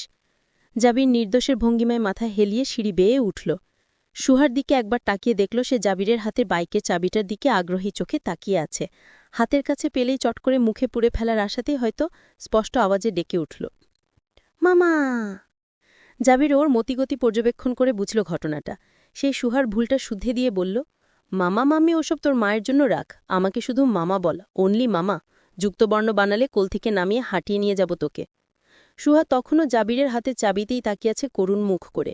ও কিছুতেই বুঝতে পারছে না অমন সুন্দর একটা শব্দদায়ক খেলনা ওকে না দিয়ে মামার মতো বড় মানুষ কেন হাতে নিয়ে ঘুরছে। হুট করে নুয়ে গেল ও চাবির গোছাটা ধরার জন্য। জাবির প্রায় আতকে উঠে সামলে সোজা করল ওকে। ভ্রুকুচকে আলতো ধমকের ভান করে বলল, ধিলিস তো এখনই আমাকে 14 শিকের ওপারে পাঠিয়ে দিলি। তোদের খালা ভাগ্নিদেরকে আমার নিষ্পাপ জানটা নিয়ে ছিনিমিনি খেলা ছাড়া আর কি কোনো কাজ নেই। কথা বলতে বলতে জাবির রুমে ঢুকে দেখল রূপ বিছানায় হেলান দিয়ে বসে আছে, পা দুটো সামনে ছড়িয়ে কোলের ওপর বালিশ রেখে তাতে বই খুলে পড়তে ব্যস্ত। জাবিরের ক্যাটকেটে কথাবার্তা কানে আসতেই ও মুখ তিলে চেয়ে সুহাকে দেখে হেসে উঠল মিষ্টি করে। সাথে খানিকটা অবাক হয়ে ভ্রুগুলো কুচকাল। জাবিরের আনাড়ি কোলে বাচ্চাটাকে দারুণ মানিয়েছে, অথচ সে ঠিকমতো সামলে ধরে রাখতে পারছে না ওকে। বারবার ছটপট করে নামতে চাইছে সুহা। এতে যেন জাবিরের আরও বেহাল দশা হচ্ছে। ব্যাপারটাতে মজা পেয়ে ঠোঁট টিপে হাসল। রূপ ওকে রেখে কাবার্ডের দিকে এগিয়ে গেল শাওয়ারের জন্য কাপড় নেওয়ার উদ্দেশ্যে। রূপ সুহাকে কোলে নিতেই সে ফোঁস করে নিঃশ্বাস ফেলে বিড়বিড় করল, আজ তো বিচ্ছু, ছটপটানি ছাড়া যেন একটা সেকেন্ডও কাটাতে পারে না। জাবির ওকে রেখে কাবার্ডের দিকে এগিয়ে গেল শাওয়ারের জন্য কাপড় নেওয়ার উদ্দেশ্যে। রূপ বই সরিয়ে সুহাকে বালিশের উপর বসিয়ে গদগদ স্বরে বলল, খালামণি এসেছ? অর্থাৎ খালামণির কাছে এসেছ। সুহাও নিজে অর্ধেক কথা বলে, তাই ওর সাথে সবাই অর্ধেক করেই কথা বলে, সম্পূর্ণ বাক্য উচ্চারণের প্রয়োজন হয় না। সুহা টেবিলের উপর রাখা দাবিরের চাবিগুলোর দিকে তাকিয়ে কাঁদো কাঁদো কণ্ঠে বলল, কামনি। রূপ ঠোঁট ফুলিয়ে ভ্রুকুচকে ওকে শেখাল, কামনি কি বলো খালামণি? সুহাব রূপের দিকে অবুঝ দৃষ্টিতে কিছুক্ষণ তাকিয়ে কেকে ঠোঁট উল্টে বলল, ঝুনঝুন, কামনি ঝুনঝুন। সুহার দৃষ্টি অনুসরণ রূপ তাকিয়ে দেখল চাবিগুলো, তারপর চোখ বড় করে সুহাকে ফিসফিস করে বলল, এটা নিতে হয় না মামুনি, খারুচা তোমাকে সহ আমাকেও আছাড় মারবে। এদিকে তাকাও তুমি, বলো খালামণি। সুহা রূপের দিকে তাকিয়ে হাত নেড়ে সাথে সাথে বলে উঠল, কামনি। রূপ আবার ঠোঁট উল্টা হতাশ নিঃশ্বাস ফেলে বলল, কাম কাম করছো কেন? কাম হচ্ছে এনভেলপ, আমি হচ্ছি খালামণি, বলো খালামণি। ওদের তর্ক-বিতর্ক ও সুষ্ঠু প্রশিক্ষণের মাঝপথে জাবির এগিয়ে এলো। তার হাতে কাবার্ড থেকে বের করা কাপড়, সেগুলো বিছানায় রেখে শার্টের বোতাম খুলতে খুলতে ওদের পাশে দাঁড়িয়ে সুহার দিকে একটু ঝুঁকে বলল, খালামণি বললে তোর দুধদাঁতগুলো উঠে শেষ হওয়ার আগেই আবার ফেলে দেব, বল মামি। জাবিরের হুমকি শুনে সুহা যেমন অবাক চোখে তাকালো, রূপো চোখ বড় করে চাইল। রাগে কটমটিয়ে বলল, সুন্দর করে কথা বলতে পারেন না কলার জুস? জাবির এবার কণ্ঠ নামিয়ে সুন্দর করেই বলল, আফনান জাবিরের বউ তোমার কি হয় সুহা? অনলি মামি, বলো মা মি। রূপ এবার ঠোঁট টিপে হেসে ফেলল। লোকটা কত খারাপ, ছোট বাচ্চাটার কাছেও ওকে নিজে পরিচয় পরিচিত করতে হবে তার। স্বার্থবাদী কোথাকার। নিজের জিনিসে পারলে নিজের নামের বাহ্যিক ট্যাগ লাগিয়ে রেখে দিত সব সময়। জাবিরের মিষ্টি কথা শুনে সুহা মিষ্টি হেসে বলল, মাম্মি। জাবির সাথে সাথে সোজা হয়ে দাঁড়িয়ে বলে উঠল, সেরেছে। এই তোর কি যুক্তবর্ণের প্রতি আলাদা অ্যাট্রাকশন আছে নাকি? আচমকা খিলখিলিয়ে হেসে ভেঙে পড়ল রূপ। রূপকে হাসতে দেখে সুহা ভাবল ও হয়তো খুব মজার কথা বলেছে, তাই রূপ খুশি হয়েছে। তাই সে আবারও হেসে বলে উঠল, মাম্মি। এতে যেন চাবি ঘুরে উঠে আরও বৃদ্ধি পেল রূপের সশব্দ হাসি। জাবির ওর প্রাণখোলা হাসিতে কিছুক্ষণ চুপচাপ তাকিয়ে থেকে মুচকি হাসল। ঠোঁট কামড়ে ধরে তাকিয়ে রইল ওর হাসি না থামা পর্যন্ত। রূপ যখন হাসি থামিয়ে চোখ মুছল, জাবির সুহাকে বলল, মাম্মি নিজের মাকে বলিস বাবু, আমার বাচ্চাদের অধিকারে হস্তক্ষেপ করিস না প্লিজ। জাবিরের বলার ভঙ্গিমায় রূপ হাসল আবার। তারপর বলল, জান তো আপনি মেয়েটাকে কনফিউজ করে দিচ্ছেন, বেচারি থতমত খেয়ে বসে আছে। জাবির বিরক্ত চোখে তাকিয়ে থেকে ওয়াশরুমের দিকে এগিয়ে যেতে যেতে কঠিন চোখে হুমকি দিয়ে গেল, আরেকবার খাম এনভেলপ শেখালে এসে তোর দাঁতগুলোও ফেলব। অর্থাৎ সুহাকে মামি ডাকা শেখাতে হবে। শাওয়ার নিয়ে বের হয়ে জাবির দেখল রূপ সুহাকে কোলে নিয়ে বারান্দায় হাঁটছে। সে অবাক হয়ে স্থির চোখে তাকিয়ে রইল যখন দেখল রূপ বারবার চুমু খাচ্ছে সুহার লুচির মতো ফুরকো তুলতুলে গাল দুটোতে। তার হিংসাত্মক মস্তিষ্ক কিছুতে গ্রহণ করতে ইয়া অবিচার দ্বিমুখিতা। সে সরু দৃষ্টিতে সেদিকে চেয়ে থেকে কাউচে বসে মাথা মুছছে। রূপ রুমে এসে সুহাকে কোলে নিয়ে বসল বিছানায়। অনর্গল কথা বলছে ও সুহার সাথে। নিজের কথাই ও নিজেই হাসছে, সুহাও হাসছে, কিছু না বোঝে। জাবির একসময় আর না পেরে বলেই ফেলল, ওকে এত চুমু না খেয়ে নিজস্ব একটা চাইলে ডাউনলোড করতে পারিস। অন্যের জিনিস নিয়ে এত মাতামাতি বোকামি ছাড়া কিছু নয়। রূপ বিস্মিত হয়ে ভ্রু কুচকে তাকিয়ে পরক্ষণই দৃষ্টি কুটিল করে ফেলল। সরু চোখে তাকিয়ে বলল, নিজে অন্যের জিনিস চুরি করে রেখে দেয় আর অন্যকে জ্ঞান দেয় অন্যের জিনিসে আগ্রহ না দেখাতে। জাবিরের মনে পড়ল কালকে সেই ছোট্ট ক্লিপটার কথাই আজ আবার পিঞ্চ করছে রূপ। সে ঠোঁটের কোণে হেসে অমায়িক শান্তস্বরে বলল, অন্যকেই চুরি করে রেখে দিলাম আর অন্যের জিনিস, হোয়াটস আ বিগ ডিল। রূপ কিছুক্ষণ কুটিল দৃষ্টিতে তাকিয়ে থেকে চোখ সরিয়ে নিল। জাবির এবার অধৈর্য ভঙ্গিতে বলল, রেখে আসতো ওকে, ভালো লাগছে না আমার। রূপ সাথে সাথে জবাব দিল, ভালো না লাগলে শুয়ে থাকুন, রেস্ট নিন, ওকে কেন রেখে আসতে হবে? জাবির যেন এমন নির্বোধ প্রশ্নে মহা ভীষণ বিরক্ত হল। মুখে সুযোগ বিরক্তিকর শব্দ উচ্চারণ করে বলল, বউকে পেঁচিয়ে ধরে শুতে হবে আমার। এই হিমির ছানাটা কাবাবে হাট্টি হয়ে ডিস্টার্ব করুক তা চাচ্ছি না। যা বলছি জলদি কর, রেখে আস ওকে, নয়তো ওর সামনেই তোকে এম্বারেস করতে বাধ্য হব। রূপ আতকে উঠে চোখ বড় করে চাইল। জাবির সত্যি সত্যি সুহার সামনেই টুমুটুমু খেয়ে বসলেও অবাক হবার কিছু থাকবে না। না খেলেই বরং ব্যাপারটা অবাকের হবে। রূপ বিরক্তি নিয়ে তাকিয়ে থাকে দেখে জাবির বলল, আমার বেলায় যত ষড়যন্ত্র, আর ওকে যে 1000টা চুমু খেলিয়ে সোরটা ধীরে সুস্থে তুলব আমি। এখন আবার কথার অমান্য করে বা কাল বিলম্ব করে প্রতিদানের খাতাটা লম্বা করতে যদি চাস, তাহলে সেটা একান্তই তোর ইচ্ছা। পরবর্তীতে আমাকে দোষারোপ করলে শাস্তি তোর 6 গুণ বাড়বে। রূপ বিস্ফোরিত চোখে তাকিয়ে হকচক্কানো গলায় বলল, ছোট্ট একটা বাচ্চা, ওকে চুমু খেতে পারবো না? দপ করে যেন জ্বলে উঠল জাবির। ঘাড়ে প্যাঁচানো তোয়ালেটা খপ করে টেনে এনে বলল, আমি ছোট্ট বাচ্চা বিড়ালের বাচ্চা না হলেও তোর বাচ্চার বাপ তো, আমাকে চুমু খেতে পারিস না কেন? রাগে বিরক্তিতে রূপের মেজাজটা তরতর করে উচ্চমাত্রায় পৌঁছাচ্ছে। মারপ্যাচের কথাবার্তা বুঝতে গিয়ে সবসময় ওর মাথা এলোমেলো হয়ে যায়। ও চোখ মুখ বিকৃত করে কোনো রকমে আওড়ালো, আমার বাচ্চা? ফিউচারটা ভাবিস মাঝে মধ্যে? রূপ একটা দীর্ঘশ্বাস ফেলে মুখ সরিয়ে নিল। যত উত্তর দিবে তত উদ্ভট কথা ওর মেজাজটা উত্তপ্ত করে তুলবে জাবির। অগত্যে সুহাগে নিয়ে নিচে নেমে গেল। প্রায় মিনিট 10 পর যখন ফিরে এসে রুমে ঢুকল, দরজার পাশে কাউচে বসা জাবির 1 সেকেন্ড দেরি না করে চট করে টেনে নিল ওকে, হাতে ধরে বসালো নিজের কোলে। আচমকা ঘটনায় বিস্মিত রূপ বুকে হাত রেখে বাড়ন্ত ধুকপুকানি সামলানোর বিফল চেষ্টা করল। তার সে চেষ্টায় পানি ঢেলে জাবির যেন সেটা আরও বাড়িয়ে তুলতেই পারলে বেজায় খুশি। সেজন্যই হয়তো আচমকা সে নিজের ভেজা মাথাটা চেপে ধরল রূপের বুকে। 2 হাতে আটশ-পিষ্টে জড়িয়ে ধরল ও কোমর। কাতরাতে জড়ানো আর্দ্র স্বরে সে বলল, ভুল করে হলো মাঝে সাঝে একটু স্বইচ্ছা আমার কাছেও আসলে পারো। প্রতিবার তো নীরব প্রত্যাখ্যান আমার দিন দিন অসহনীয় লাগছে রূপ। কম্পিত নিঃশ্বাস ফেলে চোখ বুঝল রূপ। জাবির মাঝে মধ্যে এমন সব পরিস্থিতিতে এমন সব কথাবার্তা বলে, ওর মনে হয় ওর ভালোবাসার অভাবে জান হারানোর দ্বারপ্রান্তে অবস্থান করছে লোকটা। এত ব্যাকুল চিত্ত তার, অথচ উপরিভাগের চলাফেরায় মনে হয় কতই না স্থির সে। অন্তরে প্রেয়সীর আকাঙ্ক্ষা একরাশ আর্তনাদ ঘিরে থাকলেও রূপ পাশে আছে, নিজের নামে লিখিত আছে। শুধুমাত্র এইটুকু ভেবেই নিজেকে আমল নিয়ন্ত্রণ করে ফেলতে পারে জাবির। এইটুকু প্রাপ্তিই তাকে প্রশান্তির সাগরে ভাসাতে যথেষ্ট। কেননা এর চেয়ে বড় অর্জন আর তার জীবনে আর কিছু হতেই পারে না। এই প্রশান্তিই তাকে শান্তস্থির থেকে প্রতি মুহূর্তে রূপকে প্রশ্রয়ের আদরে জড়াতে সাহায্য করে। মুখ বুঝি সে সয়ে নিতে পারে রূপের প্রতিটি অবহেলা, প্রত্যেকটা প্রত্যাখ্যান। মনে তখন একটা সুর বাজে, যতই দূরে থাকুক ও তারই আছে। একমাত্র তার নামে অঙ্কিত হয়ে পৃথিবীর সবার সম্মতিতে তার জীবনে, তার ঘরে রবে আজীবন। এর চেয়ে বেশি আর কি চাওয়ার থাকতে পারে একজন প্রেমিক পুরুষের? জাবিরে ভেজা চুল গলায় চিবুকের সাথে চেপে থাকা নিদানুন শীতলতা ও শিহরণ ছেয়ে গেল রূপের সমস্ত গায়ে।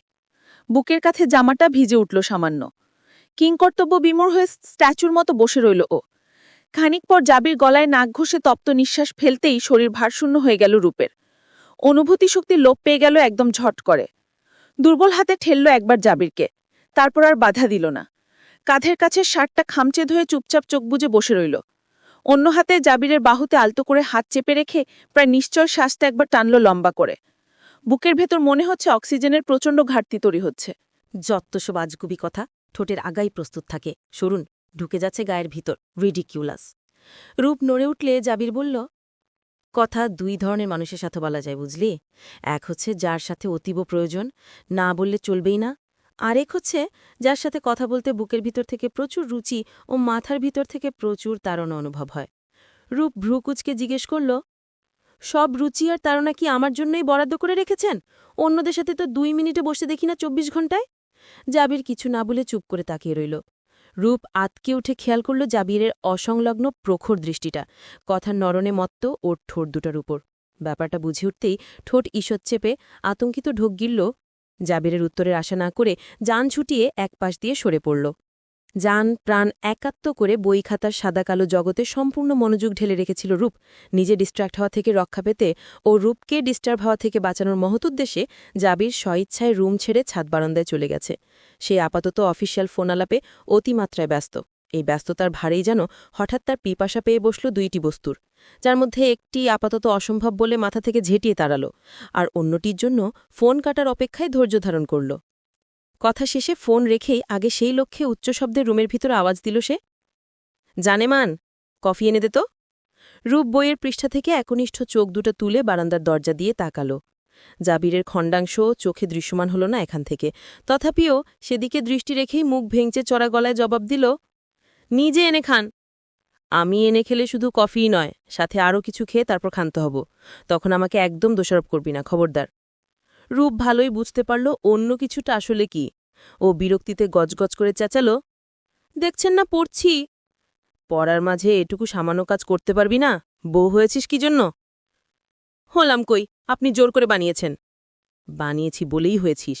যতক্ষণ চেঁচালি ততক্ষণে কফি শেষ করে ঘুমিয়েও যেতে পারতাম।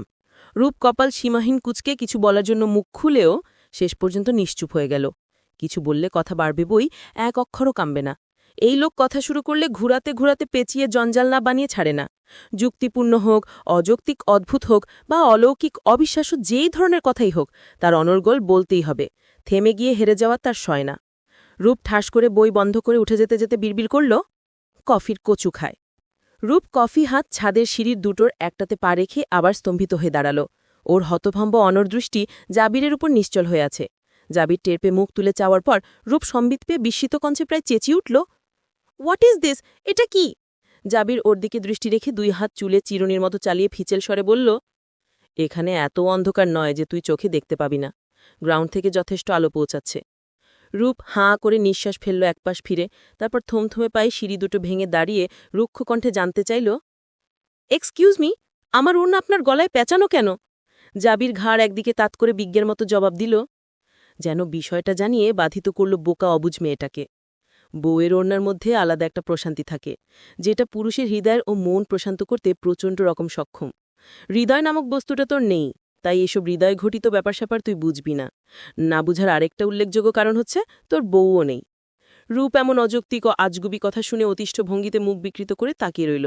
খানিক বাদেই ফের ধমকে বলল, উফ জাবির ভাইয়া, স্ট্রেইট কথা বলুন, আপনি এটা কেন নিলেন? আপনার কি শালটালের বেশি অভাব? জাবিরও এবার ওরই মতো বিরক্তিতে বিলীন হল যেন। ভ্রুদয়ে কুচকে সীমাহীন রুষ্টতা চেহারায় ফুটিয়ে হুমকি দিল, তোর ভাইয়া ডাকাডাকির ফলে যদি আমার পোলাপান আমাকেই মামা চাচা ডাকে, তাহলে তোর 14 গোষ্ঠী উদ্ধার করে গঙ্গায় ভাসাবো রূপের বাচ্চা।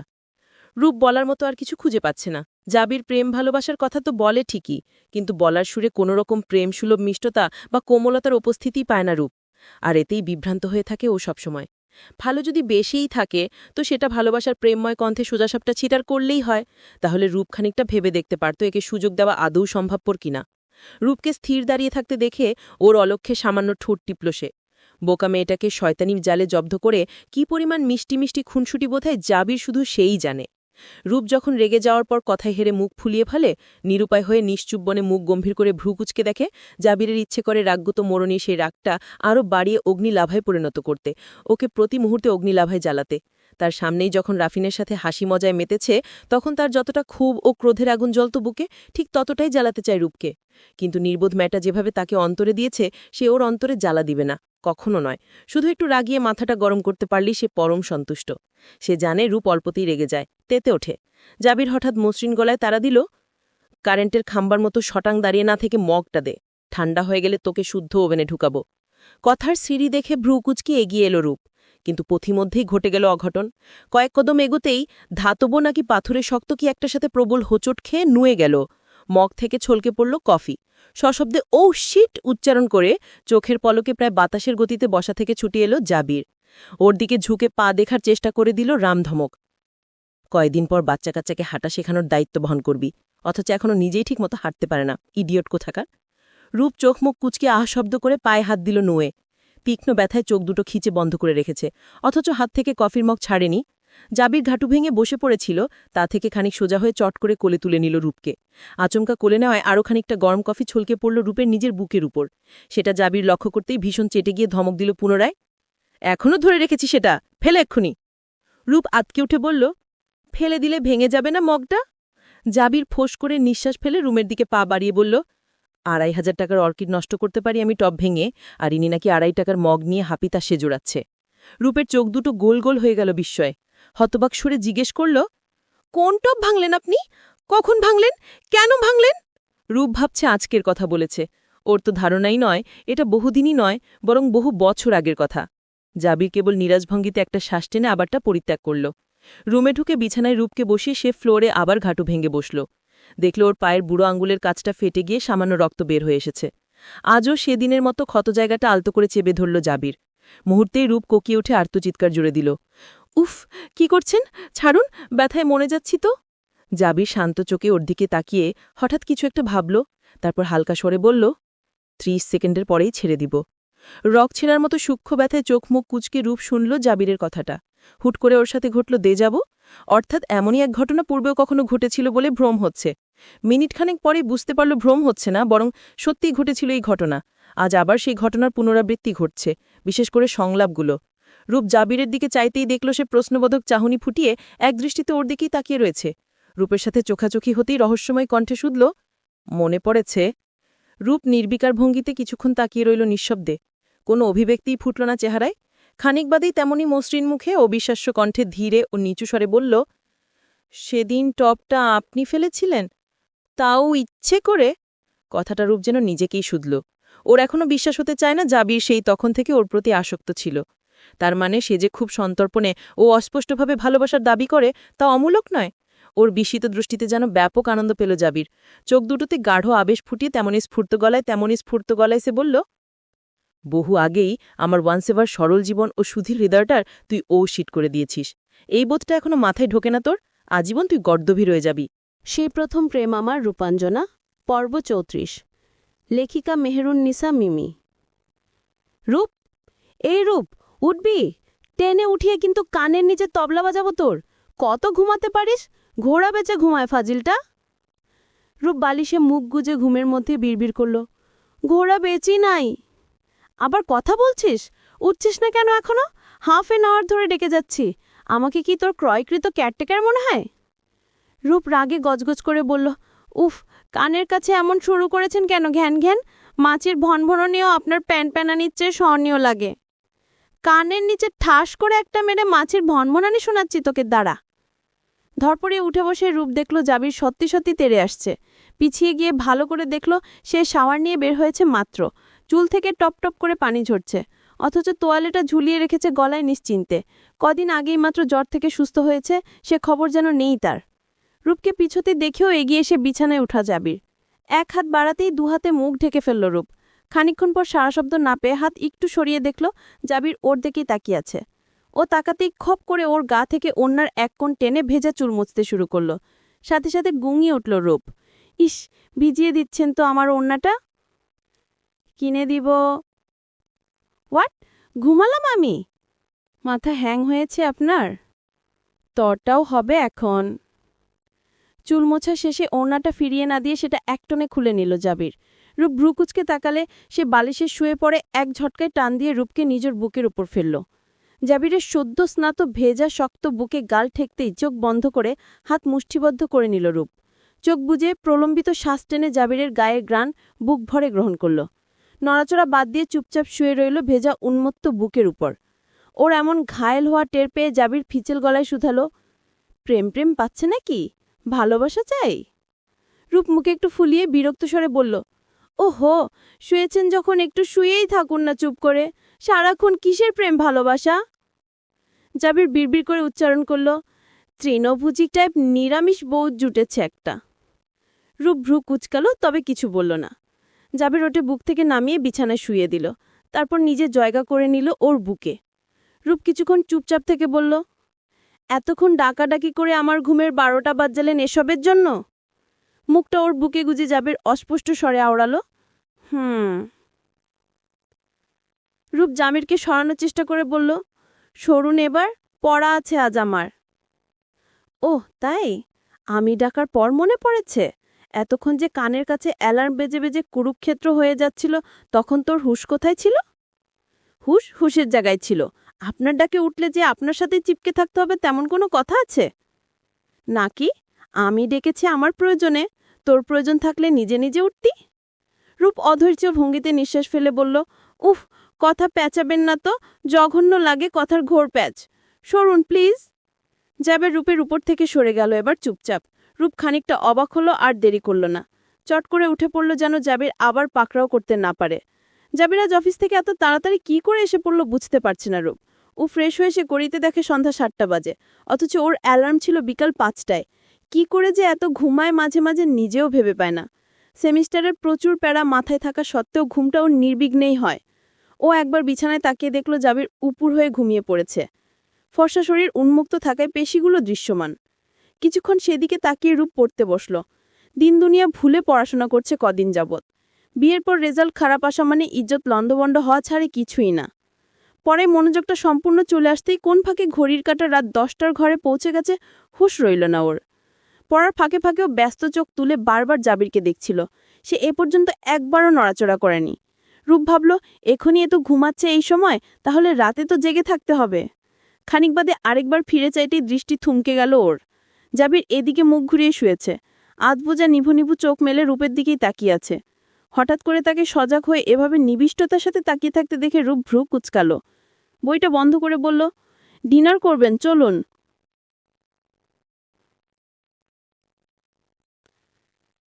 জাবির একবার তোর ফোনে সময় দেখে তারপর উঠে বসল। কাপবাটের কাছে গিয়ে টি শার্ট বের করে গায়ে চালালো। তারপর একটা কালো শপিং ব্যাগ বের করে এগিয়ে এলো রূপের দিকে। রূপ মনোযোগ সহকারে এতক্ষণ জাবিরের নরণচরণই পর্যবেক্ষণ করছিল। বাড়িয়ে দেওয়া ব্যাগটার দিকে প্রশ্নচিহ্ন দৃষ্টি গিয়ে চাইতেই জাবির ঘুম ভাঙা ভারী স্বরে বলল, গেট রেডি ইন 10 মিনিটস, বাইরে যাব। রূপ বিচলিত হয়ে কিছুক্ষণ তাকিয়ে থেকে জিজ্ঞেস করল, এখন কেন বাইরে যাব? বলতে বলতে সে ব্যাগটা হাতে নিয়ে খুলে দেখল ভিতরে একটা কালো জর্জেট শাড়ি, ফিনফিনে পাতলা শাড়িটাতে জরির কাজ করা, সাথে হাফ স্লিভ ব্লাউজ। ও একটু অবাক হয়ে শুধালো, বাইরে যেতে হলে এটা পরতে হবে কেন?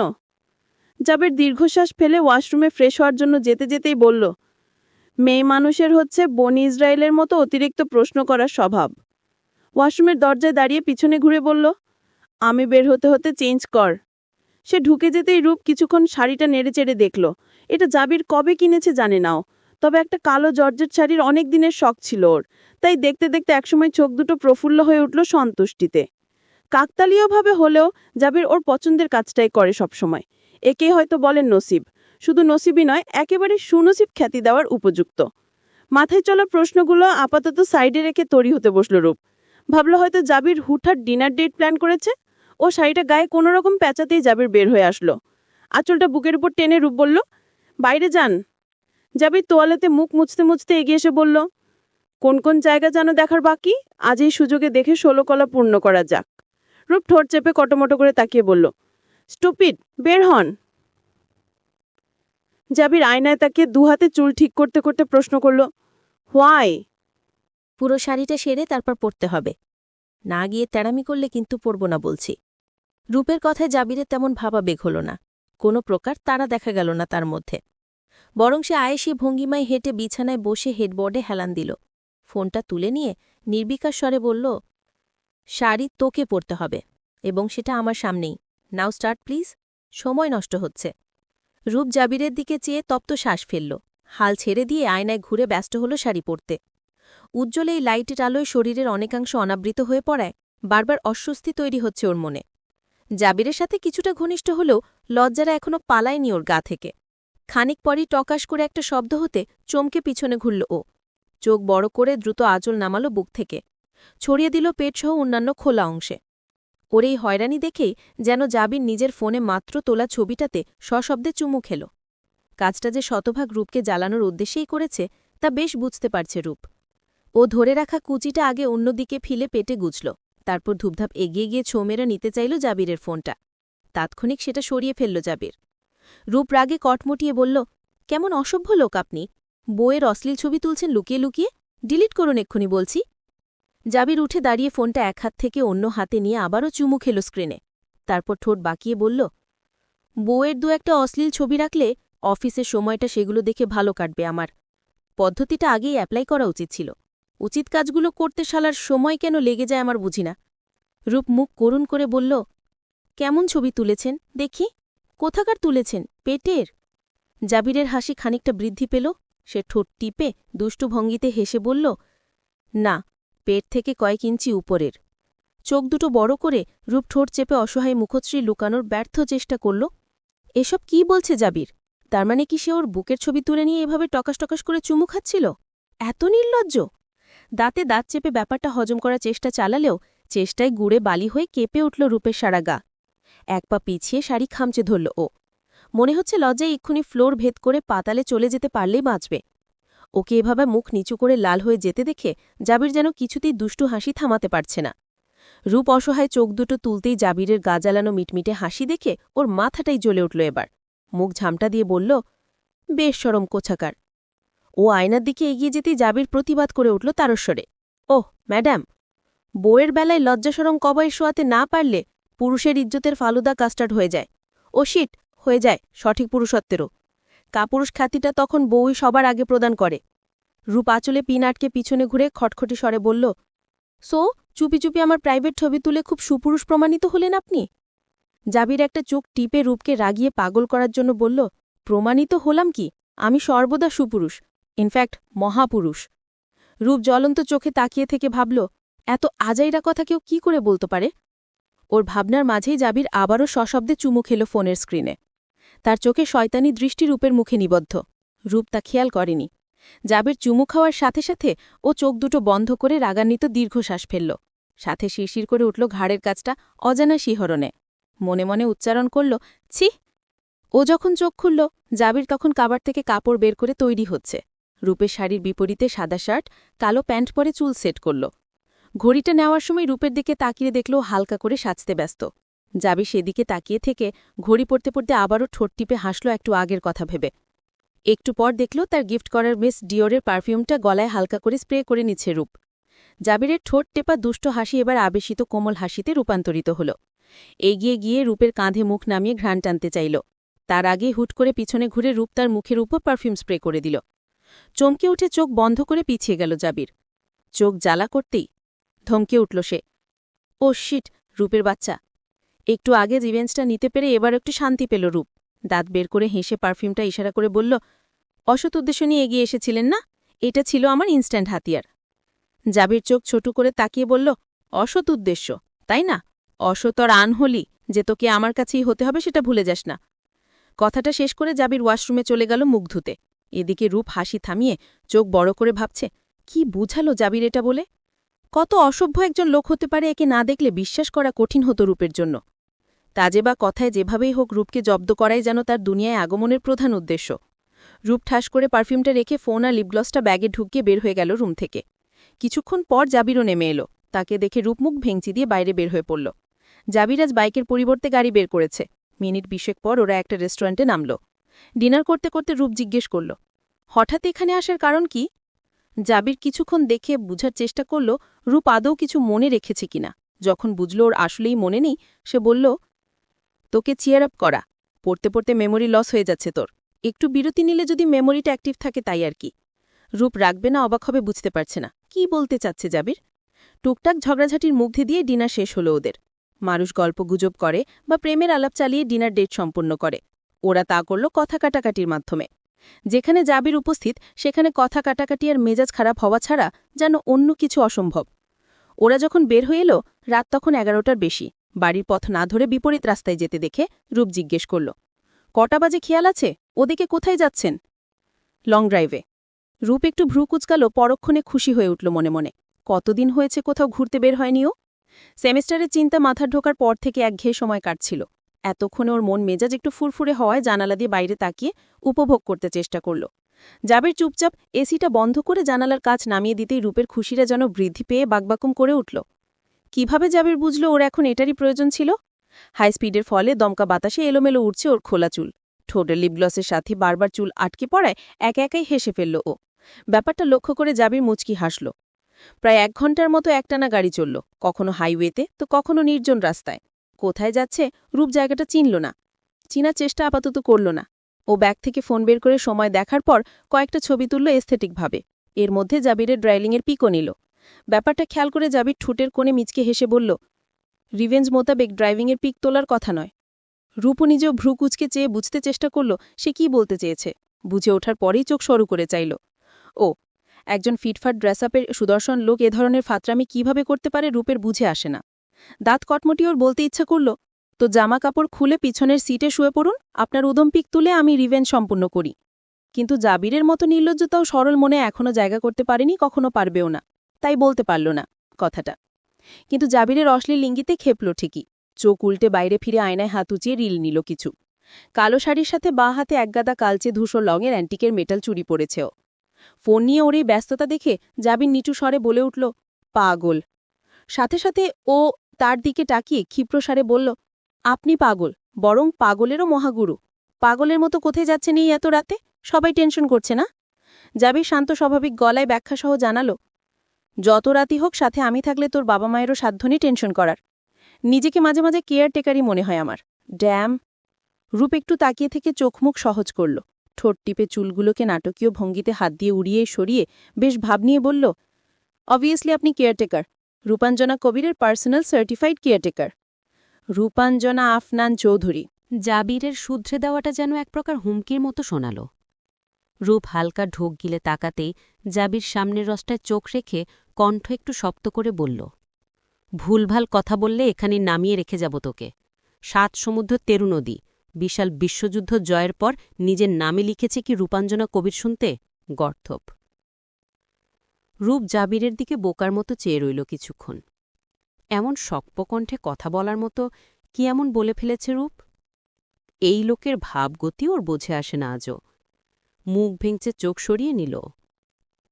রাত বাড়ছে যথানিয়মে। বেশ অনেকটা সময় পর গাড়ি থামল মোটামুটি ফাঁকা একটা হাইওয়েতে। রাস্তার মাঝখানে হঠাৎ গাড়ি থামিয়ে দেওয়ায় রূপ ফোন থেকে মুখ উঠিয়ে বাইরে তাকাল। বাইরে বেশ ঠান্ডা হাওয়া। 2-1টা গাড়ি সাঁই সাঁই করে পাশ কাটিয়ে যাচ্ছে। এই লেনটা একটু নির্জন হলেও পাশের লেনে স্বল্পবিস্তর যানবাহন চলাচল করছে। রূপ আশেপাশে তাকেও চিনতে পারল না এটা কোথাকার পথ।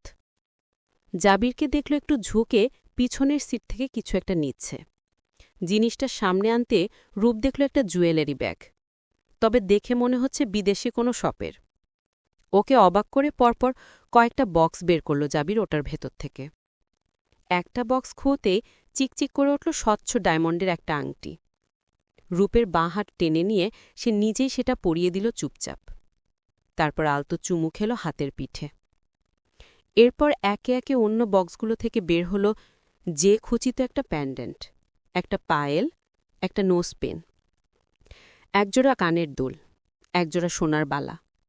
প্রতিটি জিনিসই ছিল স্বর্ণ আর হিরে খচিত। প্রতিটি জিনিসই সে পরিয়ে দিল রূপকে নিজ হাতে। তখনই স্তব্ধরূপ চুপচাপ শুধু যন্ত্রের মতো গ্রহণ করল সেসব। কোনো রকম প্রশ্ন করারও অবস্থা রইল না। একযুগে এত এত উপহারের বাহার ওকে যতটা চমৎকৃত করেছে তার চেয়ে বেশি করেছে হতবাক। ও কেবল একবার মাথা নিচু করে বুকের ওপর পড়ে থাকা হাইওয়ের হলদেটে আড়োয় ঝিকমিক করা যে অক্ষরটার দিকে চাইল।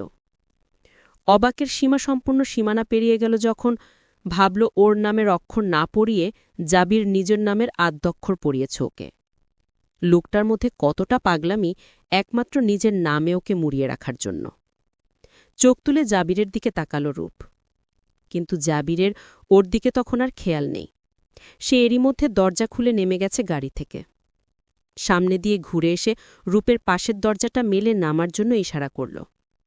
ও কৌতূহলে ফেটে পড়ল, তখনই কিছু জিজ্ঞেস করল না। নেমে আগে আশেপাশে চোখ বুলিয়ে দেখল এখানে কি এমন আছে যার জন্য এখানে নামতে হল। এক পা করে গাড়ির সামনের অংশে এগোচ্ছে চারপাশ দেখতে দেখতে। প্রচুর বাতাসে জর্জেট শাড়ির আঁচলটা উড়ে যাচ্ছে অনেক দূর পর্যন্ত। খোলা সিল্কি চুল বারবার আছড়ে আসছে মুখের উপর। ব্লাউজের হাতাটা কাঁধ থেকে একটু নিচে হওয়ায় ঠান্ডা লাগতে শুরু করেছে ওর। 2 হাত বুকের কাছে ভাঁজ করে বাহুতে হাত ঘষল রূপ। জাবির ওপাশ থেকে এসে ওর হাত টেনে সামনে গাড়ির বনেটে হেলান দিয়ে দাঁড়াল। হাতের ফোনে একবার সময় দেখে কিছু একটা টাইপ করল হয়তো। তারপর বুকে হাত ভাঁজ করে তাকিয়ে রইল সামনের অন্ধকার রাস্তায়। রূপ আশেপাশে অনেকক্ষণ যাবৎ নিরীক্ষণ করেও এখানে আসার কারণ বুঝতে পারল না। অবশেষে বিরক্ত ভঙ্গিতে কিছু জিজ্ঞেস করার জন্য জাবিরের দিকে ফিরে মুখ খুলবে এমন সময় বিকট কিছু একটা শব্দে আতকে উঠে মুখে শব্দ করে ফেলল ও। চমকে তাকালো শব্দের উৎসের পানে। সামনের দিকে আর তখনই ওর নজরে এলো কোথা থেকে যেন একঝাঁক ফায়ারওয়ার্কস ঝরে পড়ে অন্ধকার আকাশটা ঝলমলে করে তুলেছে।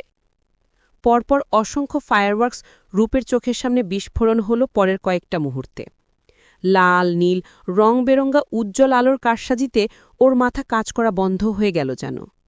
বিস্মিত আচ্ছন্ন চোখে বিষয়টা উপভোগ করতে গিয়ে আনন্দে গায়ে কাটা দিল ওর। রঙিন এই দুর্লভ বিস্ফোরণে রাতের সৌন্দর্য বেড়ে যেন সীমা পরিসীমা ছাড়িয়ে যাচ্ছে। মনে মনে রূপ একটাই কথা আওড়াচ্ছে, এত সুন্দর এত সুন্দর। ছোট থেকেই ওর আতশবাজি প্রচুর ভালো লাগে। আজ এই এমন পরিবেশে সেটারও ভালো লাগাটা সার্থক করে তুলো সব দিক থেকে। রূপের স্বাভাবিক চিন্তাশক্তি লোপ করে একটানা 10 মিনিট বিরতিহীন অনবরত জ্বলে চলল ফায়ারওয়ার্কস। তখনও শেষ হয়নি। রূপ আবিষ্মিত চোখে তাকিয়ে আছে সব ভুলে। ঠিক এমন সময় পাশ থেকে চিরচেনা সেই হাস্কি পুরুষালী কণ্ঠটা বেজে উপা কানের কাছে। Wish you a very happy birthday my love. চমকে উঠে পাশে চাইল রূপ। জাবির এতক্ষণ ফায়ারওয়ার্কসের ফটাও দেখেনি। সে শুরু থেকে এখন পর্যন্ত এক ধ্যানে তার বউয়ের বিস্মিত মুখের পরিতৃপ্তিময় অভিব্যক্তি দেখতেই ভীষণ মনোযোগী ছিল। রূপ আবিষ্মিতর মতো ফিরে চাইতেই সে একটা হাত টেনে আলতো করে চুমু খেল হাতের পিঠে। গাড়ির ওপর থেকে হাত বাড়িয়ে আনল সুন্দর একটা ফন্ডেন্ট কেক। দুজনের মাঝে গাড়ির বনেটের ওপর সেটা রাখতেই রূপ দেখল তাতে লিখা হ্যাপি বার্থডে মিসেস আফনান। কেকটা ধবধবে ভ্যানিলা ফ্লেভারের উপরে পাইনঅ্যাপল ফ্লেভার ক্রিমিং, তার উপর চকলেট ক্রাস্ট। আশ্চর্য চোখে তাকিয়ে রইল রূপ, মুখ কিছুটা হাঁ করে। এই অদ্ভুত ফ্লেভারের কেকটা জোর পছন্দ সেটা জাবির কি করে জানল? ও চোট তুলে চাইতেই জাবির চোখ সামান্য ছোট করে অন্তর্ভেদী দৃষ্টিতে তাকালো, যেমনটা সে সবসময় তাকায়। কিছুক্ষণ তাকিয়ে শেষে রূপ ধ্যান ভাঙাতে দুষ্টু স্বরে বলল, কাটবেন ম্যাডাম, নাকি দাঁড়িয়ে দাঁড়িয়ে রাত পার করে দেব এখানেই? রূপ চোখ বড় করে সম্বিত ফিরে আবার তাকালো কেকের দিকে। তারপর জাবিরের হাত থেকে চাকু নিয়ে কেক কাটল। ওর কাটা শেষ হতেই ওর আগেই জাবিরই কেক তুলে নিয়ে বাড়িয়ে ধরল ওর দিকে। কেকের অংশটা মুখে দিয়েই আবেশে চোখ বুজে ফেল রূপ। এত মজাদার টাটকা ফ্লেভার আর এত সফটনেস! ও মুখ করুণ করে ভাবল, কাস্টমাইজড করাই কেকটাকে প্রতিদিন অর্ডার করা যায় কোনোভাবে। জাবির ওর দিকে তাকিয়ে থেকে চোখ আরেকটু সরু করে অন্তশেষে হেসে ফেলল। মুখে এখনও প্রকাশ না করলেও ওর অভিব্যক্তি দেখেই বোঝা যাচ্ছে কতটা পছন্দ হয়েছে কেকটা। আর এতেই জাবিরের সন্তুষ্টি প্রশান্তি। রূপ চোখ মেলে আরেকটু কেক কেটে নিয়ে জাবিরের সামনে ধরে মিষ্টি হেসে বলল, thank you, it was my best and bestest birthday ever. আমি তো পরীক্ষার প্রেশারে একদমই ভুলে গিয়েছিলাম। জাবির যদিও চিনিযুক্ত খাবার তেমন খায় না, তথাপি কেকটা খেল। যেখানে বইয়ের হাতের তিক্ত বিষতাস্যই, সেখানে তো মিষ্টি খাবার। তবে সে এখানেও নিজের স্বভাব রক্ষা করতে ভুলেনি। তাকে খাওয়ানো শেষে রূপ হাত নামানোর আগেই হুট করে হাত ধরে ফেলে ওর তর্জনী আঙুলটা মুখে পুরে নিল সে। এক মুহূর্তের জন্য দুনিয়া হেলে উঠল রূপের সামনে। মুহূর্তের মধ্যে লম্বা করে শ্বাস টেনে সেটা আটকে রাখল বুকের মধ্যে, ফেলতে ভুলে গেছে তাও আবার। জাবির দুটো আঙুলি মুখে নিয়ে কেকের অংশটুকু পরিষ্কার করল অত্যন্ত যত্নের সাথে। এরপর নিজেই টিস্যু বের করে মুছে দিল বাকিটা। রূপ তখনও স্ট্যাচুর মতো দাঁড়িয়ে চেয়ে আছে, মনে হচ্ছে মাথা ঘুরিয়ে এক্ষুনি ঢলে যাবে ও। জাবির হয়তো মাথা ঘুরে পড়াটা ত্বরান্বিত করার উদ্দেশ্যেই ঘটালো অবিশ্বাস্য এক কাণ্ড। হাত মোছা শেষ করে এই খোলা রাস্তার উপরই হুট করে জড়িয়ে ধরল রূপের কোমর। আষ্টেপিষ্টে আলিঙ্গনে আবদ্ধ করে মুখ গুজে দিল স্বভাবমতোই ওর কাঁধে। রূপ আতঙ্ক কাটিয়ে সুস্থির হওয়ার আগে জাবির মাথা তুলে ঝট করে একবার চুমু খেল ওর গ্লসে আবৃত কোমল ওষ্ঠে। পরপর এত ঝটকায় রূপের মস্তিষ্ক মনে হচ্ছে ও শিট বলে চেতনাশূন্য হয়ে যাচ্ছে, অথবা দিন দুনিয়া অপেক্ষা করে নিস্তেজতায় ঘুমিয়ে পড়ে নিজের কাছ থেকে অব্যাহতি নিতে চাচ্ছে। হতবিহ্বলতায় রূপের চোখ দুটো ঢুলুঢুলু করছে। জাবির যখন ঝড়ের মতো অচমকা জড়িয়ে ধরেছে, তাল সামলাতে ব্যর্থ হয়ে এক পা পিছিয়ে গাড়ির উপর এক হাত রেখে সামলেছেও। ওদেরকে পাশ কাটিয়ে বেশ অনেকক্ষণ পরপর দু একটা বাইকার গাড়ি যাচ্ছে। জাবির আবারও মুখ উঠে ওর কানের নিম্নাংশে চুমু খেয়ে স্পষ্ট স্বীকারোক্তি দিল, I am so damn in love with you জানেমান। রূপ একবার ঢোক গিলে কি মনে করে যেন হাত দুটো উঠিয়ে জাবিরকে জড়িয়ে ধরল, লম্বা করে শ্বাস টানল। এই দুর্লভ ব্যাপারটা ঘটার সাথে সাথেই জাবিরের হাতের বাঁধন প্রায় সাঁড়াশির মতো কঠিন হয়ে গেল। ঠোঁটে খেলেছে তৃপ্তির হাসি। কঠিন আলিঙ্গনে রূপের যেন দমটা আটকে যাওয়া বাকি কেবল। রূপ জাবিরকে আলতো ধাক্কায় সরাতে চেয়ে বলল, ছাড়ুন, রাস্তার মধ্যে কি করছেন এসব? মানুষ দেখছে, সে খেয়াল আছে? জাবির চোখ বুজে রেখে ওর গায়ের মিস ডিওরের মিষ্টি সুগন্ধ বুক ভরে টেনে নিয়ে কঠিন সুর গেড়ে গাইল তার পছন্দের সে গানের কলিটা, যেটা অবসরে বা ব্যস্ততায় যখনই প্রেয়সীর প্রতিচ্ছবি মনে ভাসে তখনই সে গেয়ে ওঠে আনমনে। আজও রূপকে শুনিয়ে হৃদয়ের সর্বস্ব সত্যতা জানিয়ে সেটাই গাইল। যখন ওই রূপ স্মরণ হয়, থাকে না লোক লজ্জার ভয়, লালন ফকির ভেবে বলে সদায়, ওই প্রেম যে করে সে জানে, আমার মনের মানুষেরও শনে, মিলন হবে কত দিনে, ও মিলন হবে কত দিনে, আমার মনের মানুষের শনে, আমার মনের মানুষের শনে। জাবির গাইতে শুরু করতেই রূপ থমকে গিয়েছিল। কানের এত কাছে গানের সুরটা ওর মন মস্তিষ্কে কঠিন ঘোর তৈরি করে দিচ্ছিল। ও নিজেও আজ অন্তরের গহীনের সব অনুভূতি এক জায়গায় জড়ো করে উপলব্ধি করার চেষ্টা চালিয়েছে এই অনুরোগটি, যা জাবির গানের সুরে গেয়ে নিজের মনের প্রেমময় আবেগটাকেই প্রকাশ করেছে। সে প্রথম প্রেম আমার রূপাঞ্জনা। পর্ব ৩৫। লেখিকা মেরুন্নিসা মিমি। পরদিন জাবির রূপকে ভার্সিটিতে পৌঁছে দিল বাইকে করে। সে খেয়াল করল অন্যদিন রূপ কোনো রকমে তার কাঁধে হাত রাখত, অথচ আজ বুকের উপর দিয়ে হাত এনে শক্ত করে ধরেছে কাঁধটা। জাবির ভ্রু কুঁচকে ঈষৎ হাসল। এসব কি সেদিন রাতে কোলে বসিয়ে বলা তার অভিমানী কথার প্রভাব, নাকি ছোটমার শাসনের প্রতিফল, সে ঠিক বুঝল না। রূপ বাইক ছেড়ে নামলে জাবির ডাকল, শোন। রূপ ফিরলে সে হেলমেট খুলে চুলগুলো ঝাঁকি দিয়ে বলল, আমি যদি নিতে আসতে না পারি, ক্লাস শেষে বাড়ি ফিরে তৈরি হয়ে থাকবে। আমার কলিগের বাড়িতে ইনভাইটেশন আছে সন্ধ্যার পর, মনে থাকে জানো। কথা শেষ করে আবার হেলমেট চড়িয়ে এক টানে চোখের আড়াল হয়ে গেল জাবির। ক্লাসে ঢুকেই চৈতির সাথে দেখা হলো ওর। এখনও ওদের মধ্যে আগের মতোই সুসম্পর্ক বজায় আছে। ক্লাস শেষে ওরা বসল মাঠের বেঞ্চিতে। রূপকে চমকে দিয়ে চৈতি হঠাৎ হাসি মুখে বলল, আমি কি ভেবেছি জানিস? রূপ ভ্রু উঁচিয়ে জিজ্ঞাসুক ন্যাট্রে তাকালে চৈতি বলল, বান্ধবী নয় তো, তার ননদী সই। কথাটা বলে রূপকে একটা চোখ টিপল চৈতি। কিছুই বুঝতে না পেরে ওকে অবুঝের মতো তাকিয়ে থাকতে দেখে সশব্দে হেসে ভেঙে পড়ল চৈতি। বলল, শর্মি নাকি সব বলেছে তোকে? তাহলে এমন অষ্টমাশ্চর্যের মতো রিয়্যাক্ট করছিস কেন? রূপ স্তম্ভিত গলায় জিজ্ঞেস করল, তুই জানলি কি করে? আমি আগে থেকেই জানি। আমার নজরে পড়ে যাওয়ায় ভাইয়াকে জিজ্ঞেস করেছি, সে অস্বীকার করেনি। আমাকে বললি না কেন? ওরা যদি কাউকে না বলে তাহলে আমি আগ বাড়িয়ে বলে ঝামেলা করব কেন বলতো? তাই যখন ভাইয়ার কাছে শুনলাম শর্মি তোকে জানিয়েছে, সেজন্য এখন ব্যাপারটা নিয়ে একটু আলোচনা করতে চাচ্ছি। রূপ কিছু বলল না। চৈতি বা শর্মি কেউই বুঝতে পারছে না এই বিষয়ের প্রতিবন্ধকতাটা। তারা কেউই জানে না সাদাফকে নিয়ে ওর আর জাবিরের মধ্যে কত ঝামেলা হয়েছে। সেদিন শর্মি রূপকে চর খেতে দেখেছিল ঠিকই, কিন্তু জানত না কোন ছেলেকে জড়িয়ে জাবি ভুল ভেবেছিল। জাবির যদি সঙ্গ না দেয় তাহলে সম্পর্কে কোনো পরিণতি নেই। সে একবার একটা বিয়ে ভাঙতে পেরেছে, আরও 10টা যে ভাঙতে পারবে তা নিশ্চয়তা আছে। চৈতি এরপর অনর্গল অনেক কথা বলে গেল, কিন্তু রূপের কানে বেশিরভাগ কথাই পৌঁছল না। ও নিজের দুশ্চিন্তায় ডুবে রইল, মনে মনে প্রার্থনা করল যা হবে ভালোই যেন হয়। যাবে সন্ধ্যার আগ মুহূর্তে একবার ফোন করে জানতে চাইল রূপের মনে আছে কিনা। রূপ জানালো ও তৈরি হচ্ছে। জাবির বাড়ি ফিরতে ফিরতে ও তৈরি হয়ে গেল। রাজিয়া বেগমের কাছে পরামর্শ নিয়েছে এই ধরনের ইনভাইটেশনে কী ধরনের ড্রেস পরে গেলে মানানসই হবে। উনার পরামর্শ মোতাবেকই নিজেকে সজ্জিত করল রূপ। আয়নার সামনে তখনও সাজ চলমান ছিল ওর। এমন সময় জাবিরের আগমন হলো। সে কোনো দিকে না তাকিয়ে ক্লান্ত শ্বাস ফেলে সোজা কাবার্ডের কাছে কাপড় খুঁজল, শাওয়ার নিয়ে রেডি হবে। এমন সময় হুট করে কিছু একটা বোধগম্য হলো।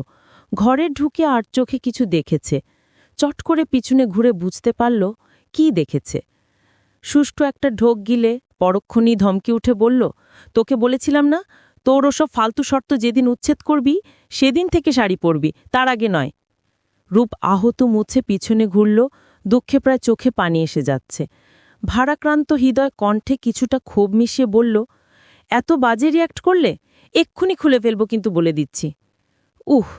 প্লিজ আমার সামনেই খুলিস। রাগে কটমট করে উঠল রূপ। তার মানে কি সত্যি শাড়িটা পাল্টাতে বলছে জাবির? বিরূপ এই প্রতিক্রিয়া মানতে না পেরে কাঁদো কাঁদো স্বরে বলল, যাব না আপনার সাথে। বলে বসে পড়ল ড্রেসিং মিররের সামনে স্টুলটায়। হাতের লিপস্টিকটা ঠাস করে রেখে দিল। জাবির কাপড় হাতে ওর দিকে এগিয়ে এসে ক্লান্তিরিয়া নিঃশ্বাস ফেলে ধীর স্বরে বলল, যদি সত্যি বুঝার মতো বুদ্ধি তোর থাকত, কেন আমি বারণ করি শাড়ি পরতে? তাহলে মন খারাপ না করে আমাকে জড়িয়ে ধরে চুমু খেতি। রূপ ঠোঁট উল্টে রাগী চোখে আয়নার ভিতর দিয়ে জাবিরের দিকে তাকিয়ে রইল। সে দীর্ঘশ্বাস ফেলে শাওয়ারে যেতে যেতে বলল, বাই দ্য ওয়ে, আমি চেঞ্জ করতে বলিনি। You are looking like pure বউ ইন দিস শাড়ি, আফনান জাবিরের বউ। সে শাওয়ারে ঢুকে যেতে আয়নাতে তাকিয়ে ফিক করে হেসে ফেলল রূপ। হাসির দমকে শরীর দুলছে। ও ভালোই জানে কেন জাবি শাড়ি পরা সহ্য করে না। সহ্য করে না কারণ তার সহ্যই হয় না। শাড়িতে নারীকে দেখলে পুরুষ বেসামাল হবে, এটাই স্বাভাবিক। সেই বেসামাল অনুভূতি বেচারা সামালতেও পারে না, সহ্যও করতে পারে না, প্রতিকারও পায় না। তাই তো এত বিদ্রোহ শাড়ি পরা নিয়ে। এসব ভেবে রূপ আবারও নিঃশব্দে হেসে উঠল। এমন একজন নিয়ন্ত্রণহীন লোক ওর দেওয়া শুধুমাত্র মৌখিক একটা শর্তকে কদর করতে, ওর পারিপার্শ্বিক মানসিক অবস্থাকে গুরুত্ব দিয়ে নিজেকে এতদিন নিয়ন্ত্রণ করল কি করে?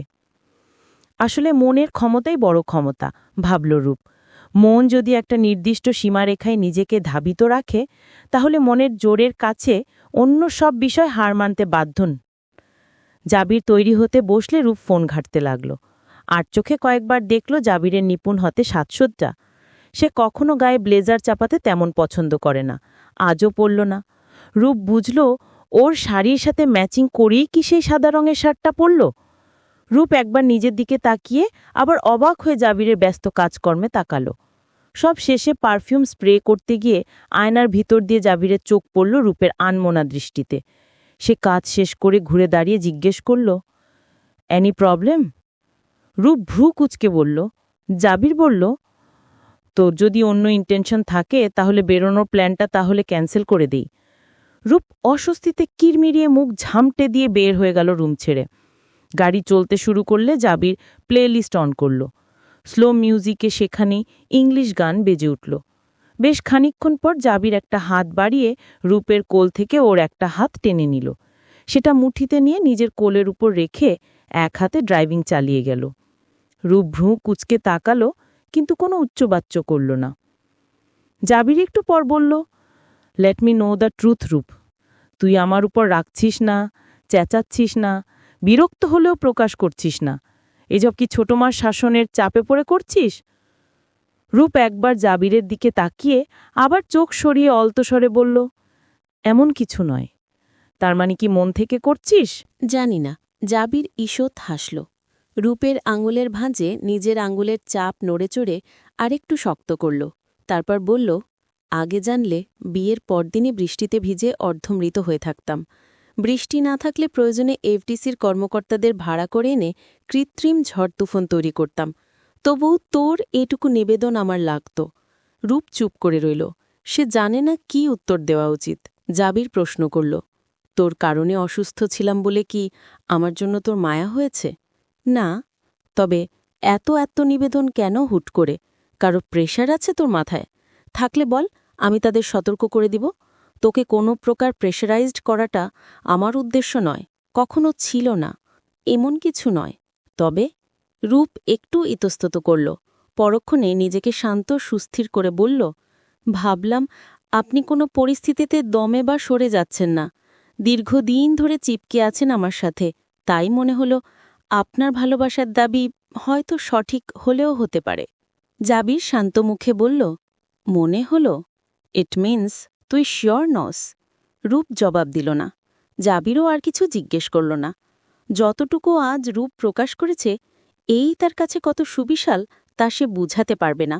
জাবিরের পার্টনার আরফানদের বাড়িটাও অভিজাত এলাকায় ডুপ্লেক্স সিস্টেম, তবে জাবিরদের বাড়ির মতো বামালি গঠনের নয়, বিদেশি ধাঁচে তৈরি। রূপ জাবির ভিতর যেতেই আরফান ও তার সদ্য বিবাহিতা সুন্দরী স্ত্রী এগিয়ে এসে অভ্যর্থনা জানাল ওদের। আরফান যখন হাসি মুখে বেশ শ্রদ্ধার সাথে বলল, কেমন আছেন ভাবি, লজ্জায় রূপের কান দুটো ঝাঁঝা করে উঠল হঠাৎ। বিশেষ করে জাবির সাথে থাকায় সেটার পরিমাণ আরও বেড়ে গেছে। এই প্রথম কেউ ওকে জাবিরের সাথে বৈবাহিক সম্পর্কের ভিত্তি করে ভাবি ডাকল। কথাটা যেন বজ্রকণ্ঠে রূপকে মনে করিয়ে দিল সে জাবিরের বউ। পুরো দুনিয়ার কাছে এটা একটা অমোঘ সত্য আজ। বাড়িতে শর্মী এখন ভাবি ভাবি ডাকলেও রূপ অতটা ফিল করে না কিছু। আর রুমু আবিদ শুরুতে খেপালেও এখন ওরাও শর্মীর দেখা দেখি ভাবি ডাকতে শুরু করেছে। খালামণি, আফিয়া আন্টিয়া বা অন্যান্য সবার সামনে যখন ডাকে তখনও ওর লজ্জা লাগে ভীষণ। কিন্তু আজকেরটা অন্যরকম বিষয়। জাবিরের কর্মক্ষেত্রের দিক দিয়ে ও এখন একজন সম্মানিত ব্যক্তির শ্রদ্ধাভাজন স্ত্রী। এটা ভাবতেই চিন্তাধারা থমকে যেতে চাইল মাথার ভিতরে বসে খানিকক্ষণ গল্প করে একসময় রূপকে নিয়ে অন্দরে গেল আরফানের স্ত্রী রামিসা। এত মিশুক হাস্যোজ্জ্বল মেয়েটা যে রূপের ভীষণ ভালো লাগল। প্রথম দেখাতেই কারো সাথে এভাবে মেশা যায় এটা প্রথম উপলব্ধি করল রূপ। ও রামিসার পাশে এগিয়ে যেতে যেতে চারদিকে চোখ বুলিয়ে বলল, আর কেউ নেই বাড়িতে? রামিসা রূপের হাত ধরে নিয়ে যেতে যেতে বলল, আছে তো, আমার শ্বশুর শাশুড়ি, তবে উনারা আজ হুট করে আমার মামা শ্বশুরের বাড়ি যেতে হয়েছে, উনি সিক। আর আরফানের কোনো ভাই বোন নেই, সে একা। দুজন মিলে লিভিং এরিয়ায় আসতেই রামিসা ওকে বসিয়ে বলল, জানো তোমার বাবার বাড়ি যে শহরে, আমার বাবার বাড়িও সেখানেই, অর্থাৎ আমরা একই শহরের মেয়ে। আর এটা জানার পর থেকেই আমি তোমার প্রতি আগ্রহী হয়েছি, সেই সাথে একটা টানও অনুভূত হচ্ছে। নয়তো ঢাকায় স্থানীয়রা তো অন্য শহরের মানুষদেরকে গণ্যই করে না।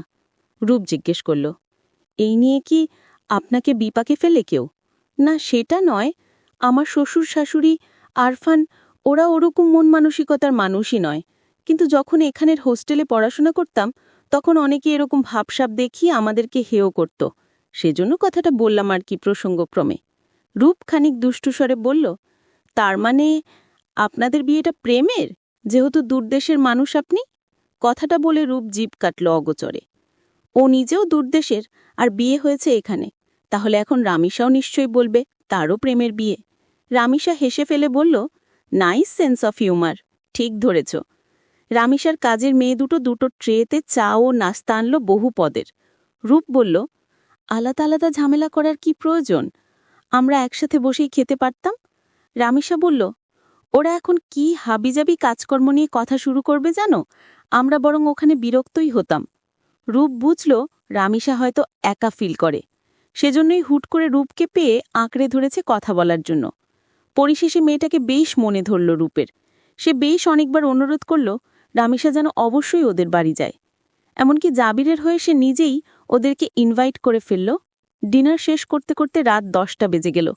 পুরোটা সময় রূপ খেয়াল করেছে জাবির একবারের জন্য রামিসার দিকে চোখও তুলে তাকায়নি। ইভেন তার সাথে কথা বলার সময়ও দৃষ্টি নিচু রেখেই বলেছে সে। ব্যাপারটা রূপের এত হৃদয়স্পর্শী লাগল, স্বাভাবিক চিন্তা চেতনা খানিক সময়ের জন্য থমকে গিয়েছিল ওর। তারপর হুঁশ হতেই মৃদু হেসেছে আপন মনে। ডিনার শেষ করে সবাই মিলে আরও খানিকক্ষণ কথাবার্তা বলে কাটিয়ে একসময় বিদায় নিল রূপ জাবির। রূপের মনে হচ্ছিল রামিসা যেন খুব আপন কাউকে বিদায় দিচ্ছে। এমন মুখ গোমরা করে চেয়ে রইল ওদের গমন পথে। রূপরা যখন বাড়ি ফিরল ততক্ষণে সবাই খেয়ে দিয়ে রুমে চলে গেছে। বাড়ি অনেকটা শুনশান। ওরা মাঝ রাস্তায় থাকতেই ঝড়ো হাওয়া বইতে শুরু করেছিল, তা দেখে জাবির গাড়ির স্পিড আরও বাড়িয়ে দ্রুত চলে এসেছে। ওরা বাড়িতে ঢুকার সাথে সাথেই হঠাৎ পুরো বাড়ির বিদ্যুৎ বিচ্ছিন্ন হয়ে গেল। জাবির ভ্রু কুচকে বিড়বিড় করল, ইনভার্টার ইউনিট কাজ করছে না কেন? ওটা নষ্ট, বিদ্যুৎ যায় না বলে ওটার প্রয়োজনও হয় না, কারো মনেও থাকে না মেকানিক ডাকতে।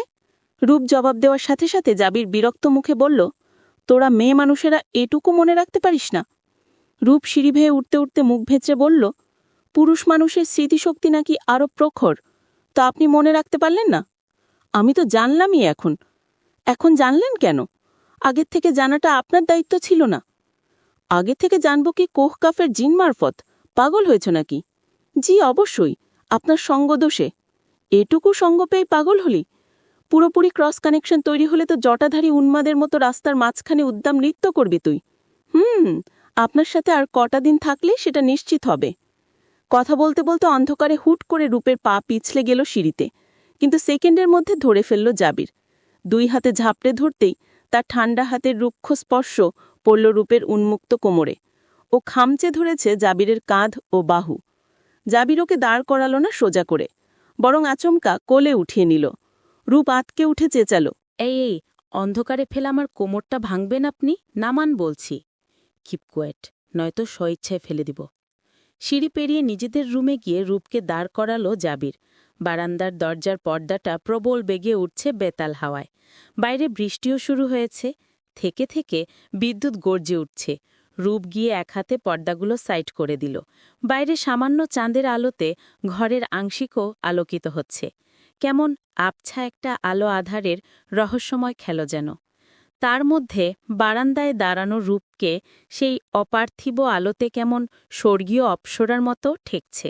বাতাসের ভেজা ঝাপটা ওর চোখে মুখে আছড়ে পড়তেই আবেশে চোখ বুজে মিষ্টি হাসল। জাবির এতক্ষণ একগ্রতার সাথে সেই সুধাময় দৃশ্য দেখে যাচ্ছিল। সেই সাথে তাল মিলিয়ে বেড়ে চলছিল তার হৃদস্পন্দন। নিঃশ্বাস ঘনীভূত হচ্ছে। কখন যে গিয়ে হুট করে রূপকে পিছন থেকে সারাশির মতো চেপে ধরল, নিজেও বুঝতে পারল না। এই নিশীথের অন্ধকারে প্রিয়সীর উন্মুক্ত কোমর দর্শনে কেমন একটা ঘোর ঘোর অনুভূতি ছড়িয়ে পড়েছে মস্তিষ্কের রন্ধ্রে রন্ধ্রে। জাবির কঠিন আলিঙ্গনে রূপকে জড়িয়ে ঠোঁট রাখল ওর ঘাড়ে। বৃষ্টিময় এই উত্তাল পরিবেশ, ঝড়ো শীতল বাতাস, বিদ্যুৎহীন আবছা আধারিয়া কক্ষ, খুব নিকটে শাড়ি পরিহিতা একান্ত আকাঙ্ক্ষিত প্রেয়সী, সব মিলিয়ে নিজেকে স্থির রাখা বড্ড কঠিন হচ্ছে জাবিরের। তাই তো ছুটে এসে আপন করে নিয়েছে, হৃদয়ের বাসনাকে প্রশ্রয় দিয়েছে। নিজের পেটে বেষ্টিত জাবিরের পুরুষালী সুঠাম হাতের ওপর হাত চেপে ধরল রূপ। জাবিরের অবাধ্য উন্মাদ ঠোঁটের নরম ছোঁয়ায় দিশেহারা হচ্ছে ও। সাথে ট্রিম করা দাড়ির মৃদু খোঁচায় শিরশির করছে ঘাড়ের কাছটা সহ সারা শরীর। ও আলগোছে মাথা হেলিয়ে দিল জাবিরের বুকে। ওর এই অভাবনীয় আত্মসমর্পণ ও সম্মতিতে জাবিরের হৃৎপিণ্ড যেন প্রতিযোগিতার ঘোড়ার মতো ছুটছে। আরও বেসামাল এলোমেলো হচ্ছে সে। মাথা ঝিমঝিম করে উঠতেই আর একটু হাতের চাপ বাড়ালো রূপের পেটে। হাতের কিনারে উন্মুক্ত কোমরের ছোঁয়া পেয়ে সেখানটায় স্লাইড করতে লাগল।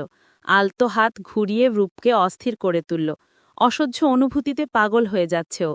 জাবির ঘাড় থেকে ঠোঁট তুলে চোয়ালে চুমু খেতে খেতে নেশালো হাসকিশরে ফিসফিসিয়ে বলল, I love you Rup, I love you so damn much জান, প্লিজ আজ আমাকে সরিয়ে দিস না। আজ প্রথমবার জাবিরের মুখে শব্দ তিনটা শুনে নিস্তেজ হল রূপের মস্তিষ্কের কার্যক্রম। তাল হারিয়ে হেলে পড়তে চাইল মাথাটা। চোখ বন্ধ করে হৃদয় দিয়ে উপলব্ধি করতে চাইল এই স্বীকৃতিতে কতটুকু সত্যতা, কতটা ব্যাকুলতা ছিল। জাবিরের কণ্ঠের অসহনীয় আকুলতায় থরথর করে কেঁপে উঠেছে রূপ। খামচে ধরে জাবিরের হাতের বাঁধন খুলে তাকে ধাক্কা দিয়ে ঘরে চলে গেল ও। টেবিলের কিনারে দুই হাত রেখে দাঁড়িয়ে মাথা নিচু করে অস্থিরভাবে শ্বাস নিচ্ছে। এলোমেলো হয়ে যাওয়া শ্বাসগুলো একটু স্থির করতে চাইল। বারন্ত হৃদস্পন্দন স্বাভাবিক করার প্রচেষ্টায় বুকে একটা হাত চেপে ধরল। মুহূর্ত কানেকের মধ্যে আচমকা জাবির এসে খপ করে জড়িয়ে ধরল আবার। আলিঙ্গনের সাথে যেন মিশে যেতে চাচ্ছ রূপের দেহের সাথে। উদ্ভ্রান্তের মতো চুমো খেয়ে চলেছে ওকে।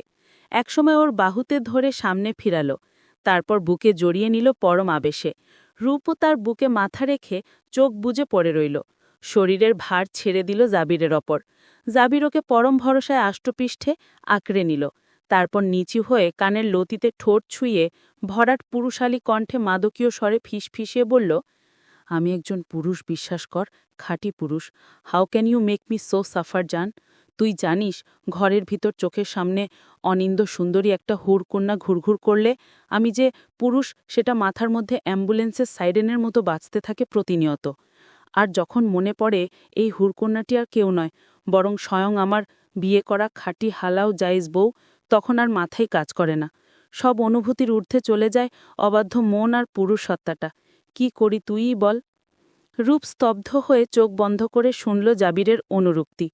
জাবির মাথা নিচু করে ওর ঘাড়ের কাছে নাক ঘষতে ঘষতে উদ্ভ্রান্তের মতো আবারও বলল, তোর কি আমার ভালোবাসা পেতে ইচ্ছা করে না?